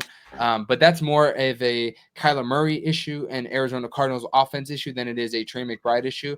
But he's going to be my TE3. And then at number 4, man, I think I'm going to take TJ Hawkinson. I think TJ Hawkinson is a great tight end. And honestly, I just think that, especially with a rookie quarterback in JJ McCarthy, he's going to be the safety blanket, kind of open things up in the middle of the field, make the game a little bit easier for JJ McCarthy. So he's going to be my tight end number 4. And, I think this is where we're really going to differ at number 5, but I'm going to say Travis Kelce is going to be number 5. He had a really down year last year. Rashee Rice is going to be out for the first 6 weeks. They are going to have Hollywood Brown. Supposedly, I think he's good. He's dealing with a little bit of an injury as well, but he should be good to go in week 1. They still have Xavier Worthy, but I think this year we could be looking at a bounce back year for Travis Kelce. He's one of the greatest tight ends of all time, and I just think that for him to have 2 bad years in a row in fantasy football, it's not really going to happen. So I'm going to say that he is my tight end number 5 in fantasy football. There are some other guys that I'm really, really excited about, but I just think that I'm kind of living for the narrative that he's going to bounce back. That's what I'm kind of banking on. So that's why I'm going to put him at TE5. Understandable. Look, and I kind of agree with most of your lists. Bowers, Kittle, McBride. Top 3 fantasy tight ends. We know what they can do. We know you're going to get from them. Number 4, I'm going to go with Sam Laporta. Mm-hmm. Are we forgetting that his rookie year, he was arguably tight end 1? Yeah. And he has a little bit of a down year last year, and then people just count him out. You see him going last year. We were taking him second rounds in our drafts, and now he's fallen to round 7, 6. Because of a down year, that's criminal. I think losing Ben Johnson, Jared Goff is going to look for somewhat of a guy to rely on in those third downs, end zone touches, and it's going to be Sam Laporta. I think he's going to have a bounce back year, and he's going to go back to showing you why he is a top 5 tight end in the NFL, especially in fantasy. Number 5, going to be a little bit of a shocker. Not going to go with Kelce. He's not focused on football anymore. The guy just got engaged. He's worried about life after football. He doesn't care. Hear it. He doesn't care. I'm not going to do TJ Hawkinson either. Rookie quarterback play. We don't know what we're going to get out of JJ McCarthy. Yeah, he's going to be somewhat of a safety blanket, but unless JJ McCarthy proves me wrong, I will leave TJ Hawkinson off this list, and I hope he does prove me wrong. I kind of want to see some good quarterback play in the NFC North, So let's see what happens. Number 5, I'm going to tell you, it's going to be Evan Ingram for me. Boom. Evan Ingram is in a new system now in Denver. Denver was a pretty good playoff team last year. Bo Nix had a somewhat solid season, under the coaching staff of Sean Payton. He slowed the game down for Bo Nix, made it simple, made him easy, gave him easy reads. And, adding Evan Ingram to this list is only going to elevate the Broncos offense. He started off hot out there in Jacksonville before the injury. Now he goes to a team where they didn't have a tight end that, is somewhat of a threat. They mainly had Cortland Sutton there. You bring in Evan Ingram. It's another dual threat, type of tight end in the blocking game and in the pass catching game. And are we forgetting? This is Sean Payton we're talking about. When he was out there as a head coach in New Orleans with Drew Brees, there was a guy by the name of Jimmy Graham that was a tight end there. That was also a pretty viable tight end in fantasy, if I dare say. Oh my God, Jimmy Graham was a top tight end for years. And I think adding Evan Ingram to this list, we can see that possibly happen here too. You have a second-year quarterback. Kind of looking for another option outside Cortland Sutton. They drafted a couple of rookie wide receivers, but I think Evan Ingram is going to be arguably the wide receiver 1 option for this team, if not probably the number 2 behind Cortland Sutton. But I definitely see his usage being upgraded a lot in Denver. Now, hey, Cortland Sutton and Evan Ingram, that's a hell of a duo right there. And on top of that, you upgrade the running back position a lot. Yep. Last year they had Javonte Williams, Jaleel McLaughlin, guys like that. Now you got RJ Harvey and you got J.K. Dobbins in the backfield. Bo Nix in year 2 of the Sean Payton offense. I mean, hey, we've seen what Sean Payton does with solid tight ends. Jeremy Shockey, throwback name for you guys. If you guys don't know what I'm talking about, go look him up. He was a dog. Jimmy Graham, come on now. He's dog, right? Dog. Like dog. So they're gonna put up some numbers. I really like Evan Ingram this year as well, and he's honestly probably in like my top 7 or 8, right there too. So he's not too far off from my top 5. But now, guess what, everybody? We're an hour and a half in. But guess what? We still got a little bit of NFL to talk about. We're not going to keep you here for too much longer, but we do got some absolute bangers for you guys when it comes to the NFL. And the first thing that we're going to talk about is Micah Parsons to Green Bay. And I'm going to go on a quick little tangent because guess what? I'm pretty pissed off. But Micah Parsons has joined our rivals, our biggest rivals, as Chicago Bears fans, the Green Bay Packers. Now, again, I'm pissed off because this is more so on Jerry Jones than it is on anybody else. The Green Bay Packers, I think, gave up a very light package in Kenny Clark and 2 first-round picks that are going to be towards the back of the first round. Jerry Jones said it. By the way, if you guys haven't watched the Dallas Cowboys documentary on Netflix, go do that because you'll understand why Jerry Jones does the things he does.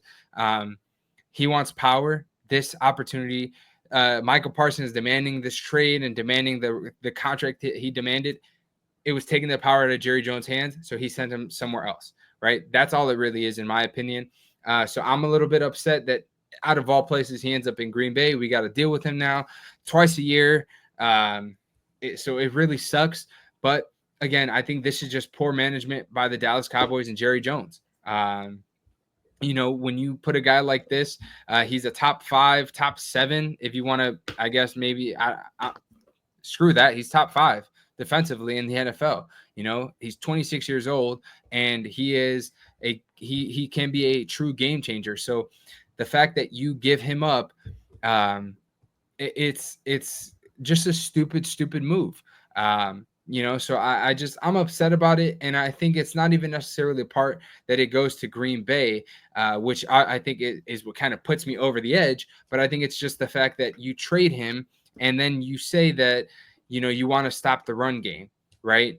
You had Micah Parsons, but that didn't stop the run game. Okay, I understand that. But if you don't sit on your hands for the last 2 off seasons, which by the way, in those 2 off seasons, guess what superstar running back that you could have had to really explode this, make this offense explode?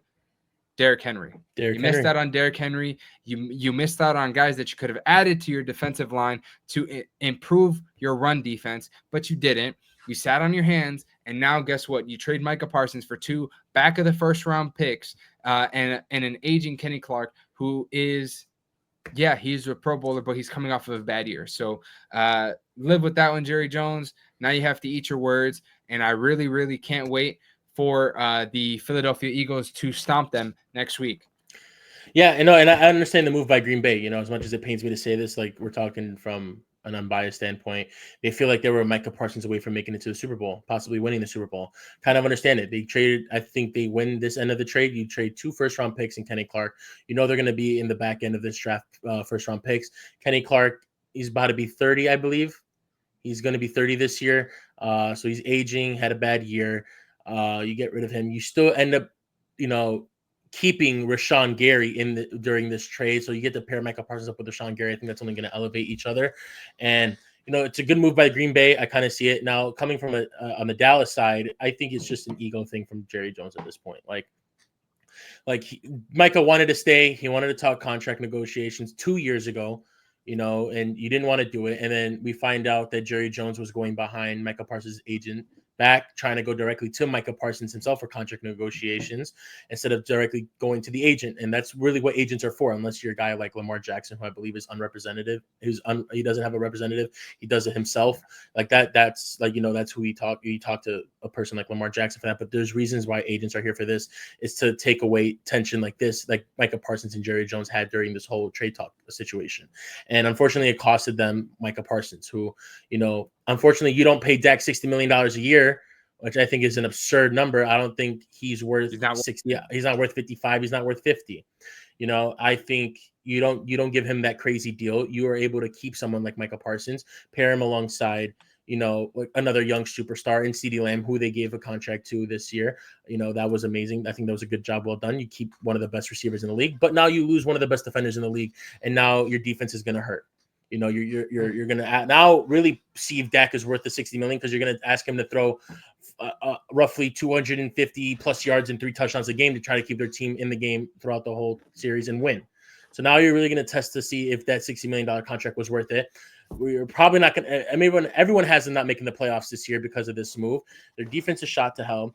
And Jerry Jones goes on to say, well, who's to say we're not going to trade these 2 first-round picks for another defensive player? You're not going to do that. You're not going to do that. That's a cop-out answer. He tried to make himself look better during this whole trade and make it not seem as bad as it was.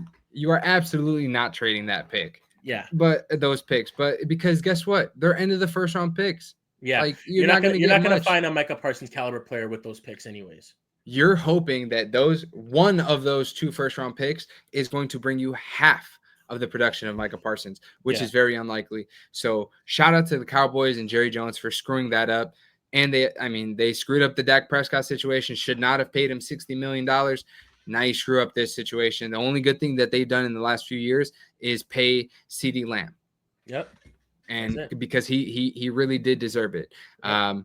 But enough Green Bay talk. Man, let's bear down, baby. Let's bear down. Because guess what? I want to hear something that you are most excited for as we talk about the 2025 Chicago Bears. We're not going to stay on this topic too long, right? But I just want to hear what you are looking for as a Chicago Bears fan, being that we're both from the city, grew up Bears fans, all this stuff. I just want to hear one thing that you are looking forward to. And here's the thing. I don't want to be a naive Chicago Bears fan. I'm not saying that we're going to go out and win 10, 11 games and compete for the NFC North with the Detroit Lions and all this stuff. I'm not going to say all that.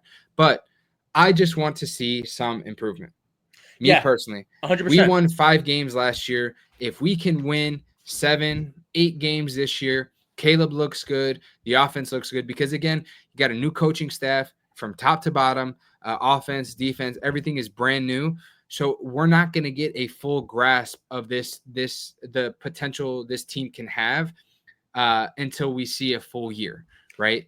I just want to see positive increments of growth throughout this season. I want to see shine, some better moments from Caleb. Get the ball out of your hands quick. Don't take 68 sacks or whatever that crazy number was last year. Yeah.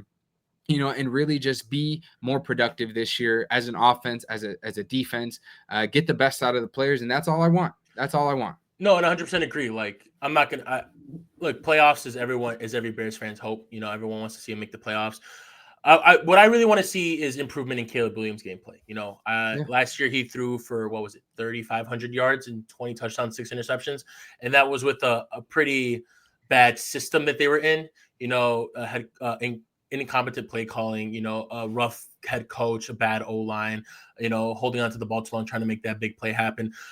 Caleb Williams needs to throw for 4,000 yards this year. If he could throw for 3,500 yards last year with that system and what was going on there, he could definitely throw 500 more yards this year. I think he needs to throw 30 touchdowns too. We need to see 30 touchdowns. He threw 20 touchdowns last year. 10 more touchdowns should be doable. Keep the picks low like he did last year. I want to see it happen. I want to see a lot of schemes. I want to see a lot of running. Last year we didn't have a good run game. We ranked pretty low in the rankings for rushing yards per game. I want to see what Ben Johnson can do with this revamped interior O-line and DeAndre Swift. They're kind of familiar with each other. They had 1 year together in Detroit. DeAndre Swift is still, in my opinion, a very viable running back in this league. I want to see what they can do. I want to see open up the run game. It'll only help the pass game even more. But one of the things I'm very excited to see this year is the defense. You bring in a guy like Dennis Allen, who is a proven defensive coordinator. I know he struggled a little bit as a head coach over there in New Orleans, but as a defensive coordinator, there's nothing to question about him. He brings the heat. He blitzes. He plays man to man, which I'm very excited to see. Jalen Johnson always wants to be on the field covering the best receiver on the field. We ran a lot of zone last year. You didn't get to see that. But this year we will be seeing Jalen Johnson covering some of the top receivers. Hopefully in that Monday night game, we see a lot of one-on-one with Jalen Johnson and Justin Jefferson. I think that'll be pretty interesting throughout the fans to see. And I want to see this D-line bring pressure.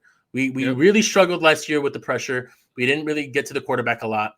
and it was a tough watch. We were hoping, when we heard the news of, Trey Hendrickson requesting a trade, we heard the news now that Micah Parsons was requesting a trade. We were hoping to get some elite edge rusher to pair up with Montez Sweat on that line. We go out and sign Dayo Adingbo, I believe his name is, from the Indianapolis Colts, who is not the superstar caliber like a Parsons or a Trey Hendrickson, but hopefully he brings enough pressure on the other side to kind of take some of that heat off of Montez Sweat. We enforced the interior of the D line, bringing in Grady Jarrett. I know he's a little bit older, but he's got the experience. He's known. We know what he can do. Pairing him with Javon Dexter, who's an up and coming defensive tackle in this league, I think is going to be huge. I can't wait to see some of the blitzes that they bring in. I'm super excited for Kyler Gordon this year. One of the highest paid nickel cornerbacks in this league. I think he's amazing. I think he's going to be a star in this league. I can't wait to see the edge blitzes that Dennis Allen brings with him. He's good in coverage. I'm excited for another Jaquan Brisker season. I am a Jaquan Brisker stan. I love what he can bring to this defense, the intensity, the hit power, and all that. He's a ball hawk. And I know he missed a lot of time last year with the concussion injury, and he's back to being healthy. Tyreek Stevenson hoping to make up for that tragic mistake in that Washington Commanders game, kind of, set the Bears downfall last year. He's looking for a redemption tour this year. So I'm very excited for this defense. I'm hoping to see a huge improvement in Caleb Williams. And the number one thing, look, playoffs would be amazing as long as, in my opinion, the Bears are continuously competing for a wild card spot to the very end. I would be happy. That means they're a contending playoff team. Hope they're not out just yet. Hopefully by week 12, we don't see the reports saying that they've been officially eliminated from the playoffs. No, Right. I want it to go down to the week 16, week 17, like fight for that wild card spot, be Right. in these games. Last year we lost a lot of one-score games that could have turned the season around. Hopefully we see, a new change in this Bears team this year. I don't care if we finish 8-9. We're hovering around 500. Just be competitive. Yeah. That's all I want to see. I don't want to see no more ass whoopings. I don't want to see no more bad quarterback play. No. I don't want to see no more broken O lines and busted plays. And I want to see improvement. I think we've got the coaching staff to do it. Now, bear down. Bear down, baby. We'll see you guys Monday night for that one. Now, lastly, we're going to talk about NFL Week 1, and then we're going to get into the Figures of Sport podcast parlay. We're gonna cook up a little 5-legger for you guys that me and George G Money, the man G Money himself, helped cook up with me, so we can make sure that we win y'all some money. So next up, like I said, we're gonna talk about Week 1, and we're gonna talk about the predictions for the NFL. So here we're gonna go game by game. George and I are gonna talk about who we got winning this matchup. So we're going to start game 1 of the NFL season Thursday night, this Thursday, September 4th. As you guys know, it's Labor Day when you guys are watching this, which, again, no excuses. It's Labor Day. You're off. Watch the podcast. Listen, share, subscribe, like, all that good stuff. Do it all right now, actually, while you're watching. But first game of the season, we're going to talk Dallas Cowboys at Philly. Philly's going to be celebrating the Super Bowl victory. Not going to stick too long on it. Give me Philly. Yeah, give me Philly. I think Dallas Cowboys defense is not going to be able to stop this offense, but I think the offense for the Cowboys will put up some points. But give me the Eagles to win this game, no problem. Yep. Game 2 of the NFL season in Sao Paulo, Brazil, Kansas City and the LA Chargers. I'm going to take the Kansas City Chargers in a very, very close game. No, did I say Kansas City Chargers? You did. Yeah. What the hell am I? I think I'm just excited, but I'm going to take the Kansas City Chiefs in a very, very close game. I'm going to say they win this game by a field goal. I think the Chargers are going to be a really, really good team competing in the AFC West. I just think that Kansas City is going to squeak this one out. It's going to be a really close fight. I think it's going to be a great game, though. No, 100% agree. I think the Chargers are going to take a massive leap this year. I know they were a playoff team last year, kind of had that tragic loss to the Texans in the first round. I think in my opinion, they will be the second team to come out of the AFC West this year. But I do have the Chiefs winning week 1 in Brazil. I think, the Chiefs will always be the Chiefs. They always find ways to win. Divisional game, it's going to be a tough one. It's going to, in my opinion, will be a shootout, but I'll take the Chiefs to win this one. All right. Pats and Raiders. I'm going Raiders. I think Drake May. They're still young, but I'm excited to see Ashton Genty, Brock Bowers, Jacoby Myers if he's still there before by Sunday. I think the Raiders can squeak this one out. I think it's going to be really really close. I think the Patriots. I think the Patriots can actually pull this out, but if I got to pick one, I'm going to lean towards the Raiders. Yeah, I think this is going to be our first disagreement here. I'm going to lean towards the Patriots on this one. Home opener, new system. You got Mike Vrabel as head coach, rookie running back Travion Henderson, second year Drake May. You're bringing a guy like Stephon Diggs, who's kind of like that veteran receiver to kind of have that lean on for Drake May. I think the Patriots will win this one. I know the Raiders got, Max Crosby is a force to be reckoned with in this league. I know he's gonna be Max Crosby. He's gonna do Max Crosby things. I don't think the offense is gonna be rolling off the rip for the Raiders. I think they're gonna take time for them to go, especially with Ashton Genty. You don't know what's gonna happen with Jacoby Myers. Will he play? Will he not play? Brock Bowers. We'll see Brock Bowers' production, but give me the Patriots in this one. All right, Steelers and Jets. Aaron Rodgers facing his old team, Justin Fields facing his old team, but I'm still taking the Steelers. Better defense. I just think they can win this game. Just not confident in the Jets, man. Just not. Yeah, not too much to say in this game. Probably one of those games I won't be watching week one. I think there's better options to watch in this game. I think it's going to be a very low scoring game. I'm predicting. We might not even see it on Red Zone. I'm predicting a 13-7 game, but for the Steelers to come out with this one. All right. Dolphins and the Colts. Give me the Dolphins. Tyreek is going to bounce back crazy this year. I just feel it in my bones. Yeah, no, same. Give me the Dolphins on this one. I think they're underdogs for this one, if I'm not mistaken. And I think it's crazy to give them underdogs. I know the Colts are home for this one, but quarterback play. I mean, even with the injuries that Tua has faced, I think he's so much better quarterback than Daniel Jones. I think they have too much offensive power there in Miami. And, I think the ball hawk that he is, Mika Fitzpatrick, returning back to the Dolphins, I think he is going to be a viable force in defending this passing game or what could be somewhat of a passing game, you might call it, in Indianapolis. But give me the Dolphins to win this one. All right. Cardinals and Saints. Cardinals. Yeah, Cardinals. Saints are going to be one of probably the worst team this year, in my opinion. They have a system that no one knows what's going to work. Spencer Rattler, quarterback. Not much to say on this one. Another game I probably won't be watching week one. Give me the Cardinals to win this one. Yeah, and then honestly, the Saints might go 0-17. To be honest with you, so definitely a huge candidate for it. Yeah. Next one, Giants and Commanders. I think this is going to be a lot closer than people think, but I'm going to go with the Commanders at home. Give me the Commanders. Jaden Daniels, Terry McLaurin. He got paid. He's ready to go ball out. Give me the Commanders. That's it. Yeah, same. Give me the Commanders too. Though I'm excited to see the New York Giants this year. Yep. No, not a lot of people hear that very often, but that defensive line is a force to be reckoned with, man. Like we said earlier, you got Dexter Lawrence there, you got Corbin, you got Brian Burns there, you got Brian Burns there, Kayvon Thibodeau, Abdul Carter. Psyched to see those guys apply pressure to the quarterbacks this year. On the offense side, you bring a guy like Russell Wilson to connect with Malik Neighbors. You got a run game with Tyrone Tracy. It's going to be an exciting season for the New York Giants, in my opinion. But unfortunately, I think the Commanders are a better team. So give me the Commanders to win this one. Yep. Panthers and Jaguars. I'm going to say this one. I'm going to take the Jaguars to win this game. But honestly, I think it's going to be a really, really good game. I think, like I mentioned before, Bryce Young, he's getting better. They got Ted McMillan.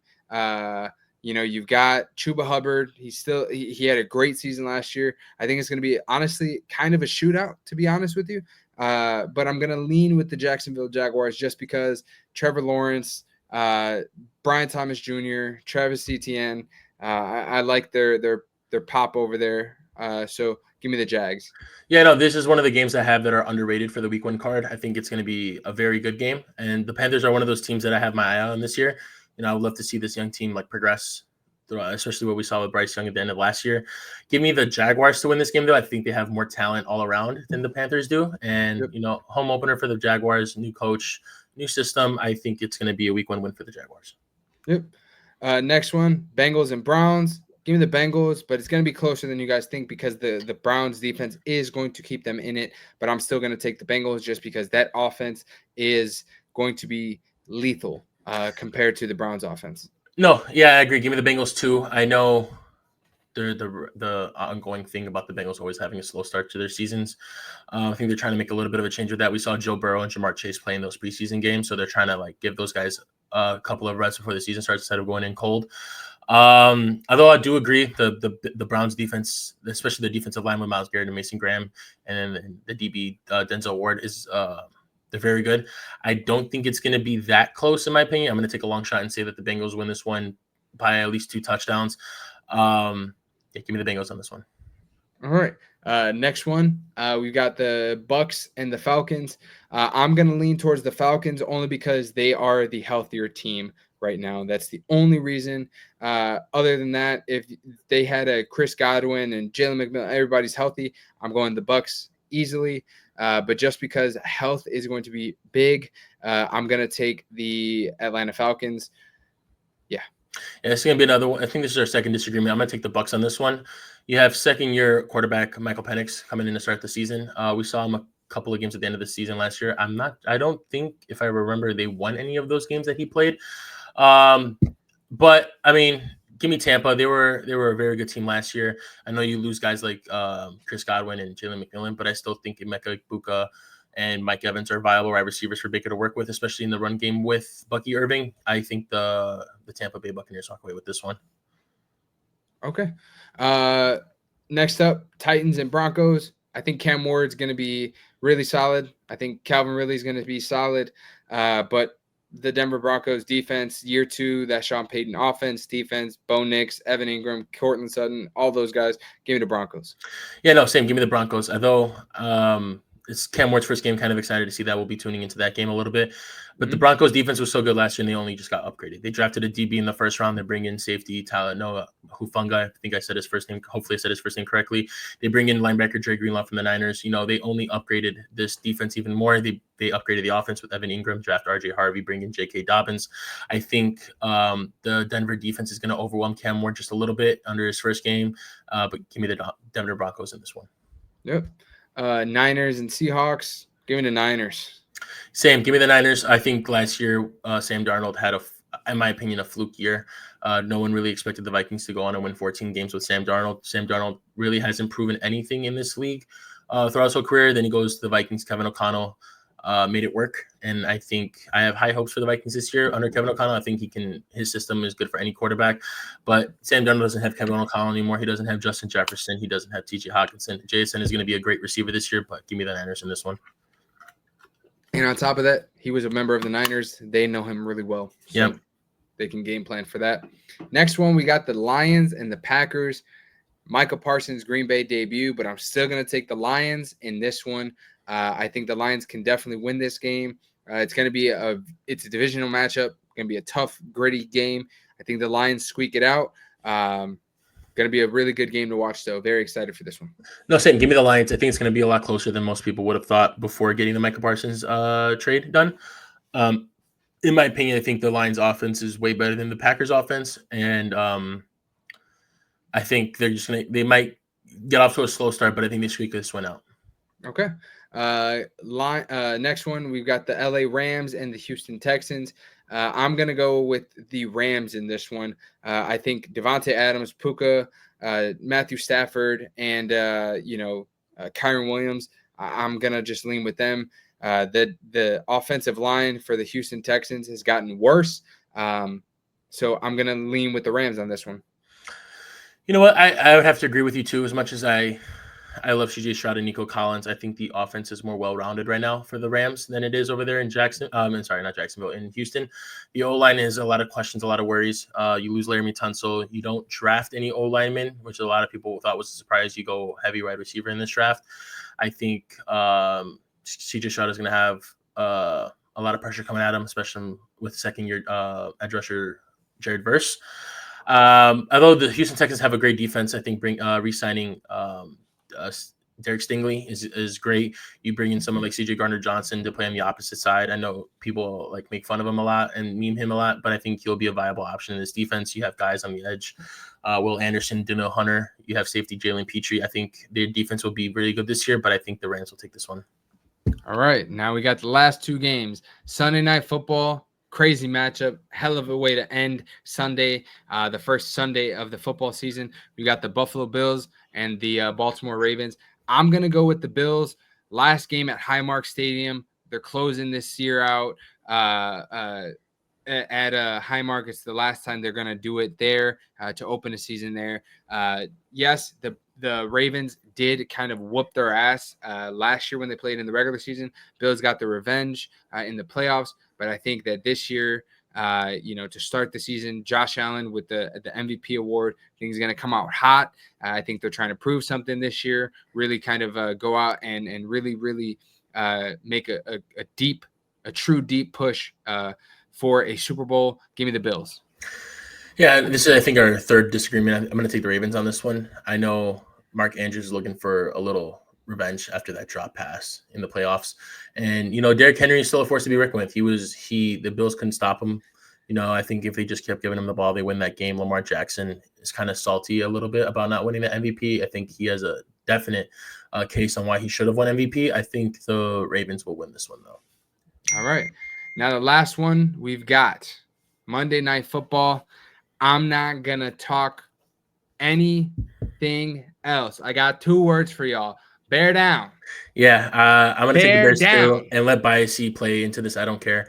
J.J. McCarthy hasn't proven anything yet. His first game in the NFL is a primetime game against a divisional opponent. I think the Bears take this one until J.J. McCarthy proves me otherwise. He is not a gunslinger. We have not seen J.J. McCarthy ever throw the ball anywhere close to 25 to 30 times in a game. I think this game he might have to, and we'll see how that plays out. But I'm going to play bias into this one. Let me get the Bears week 1. Bear down.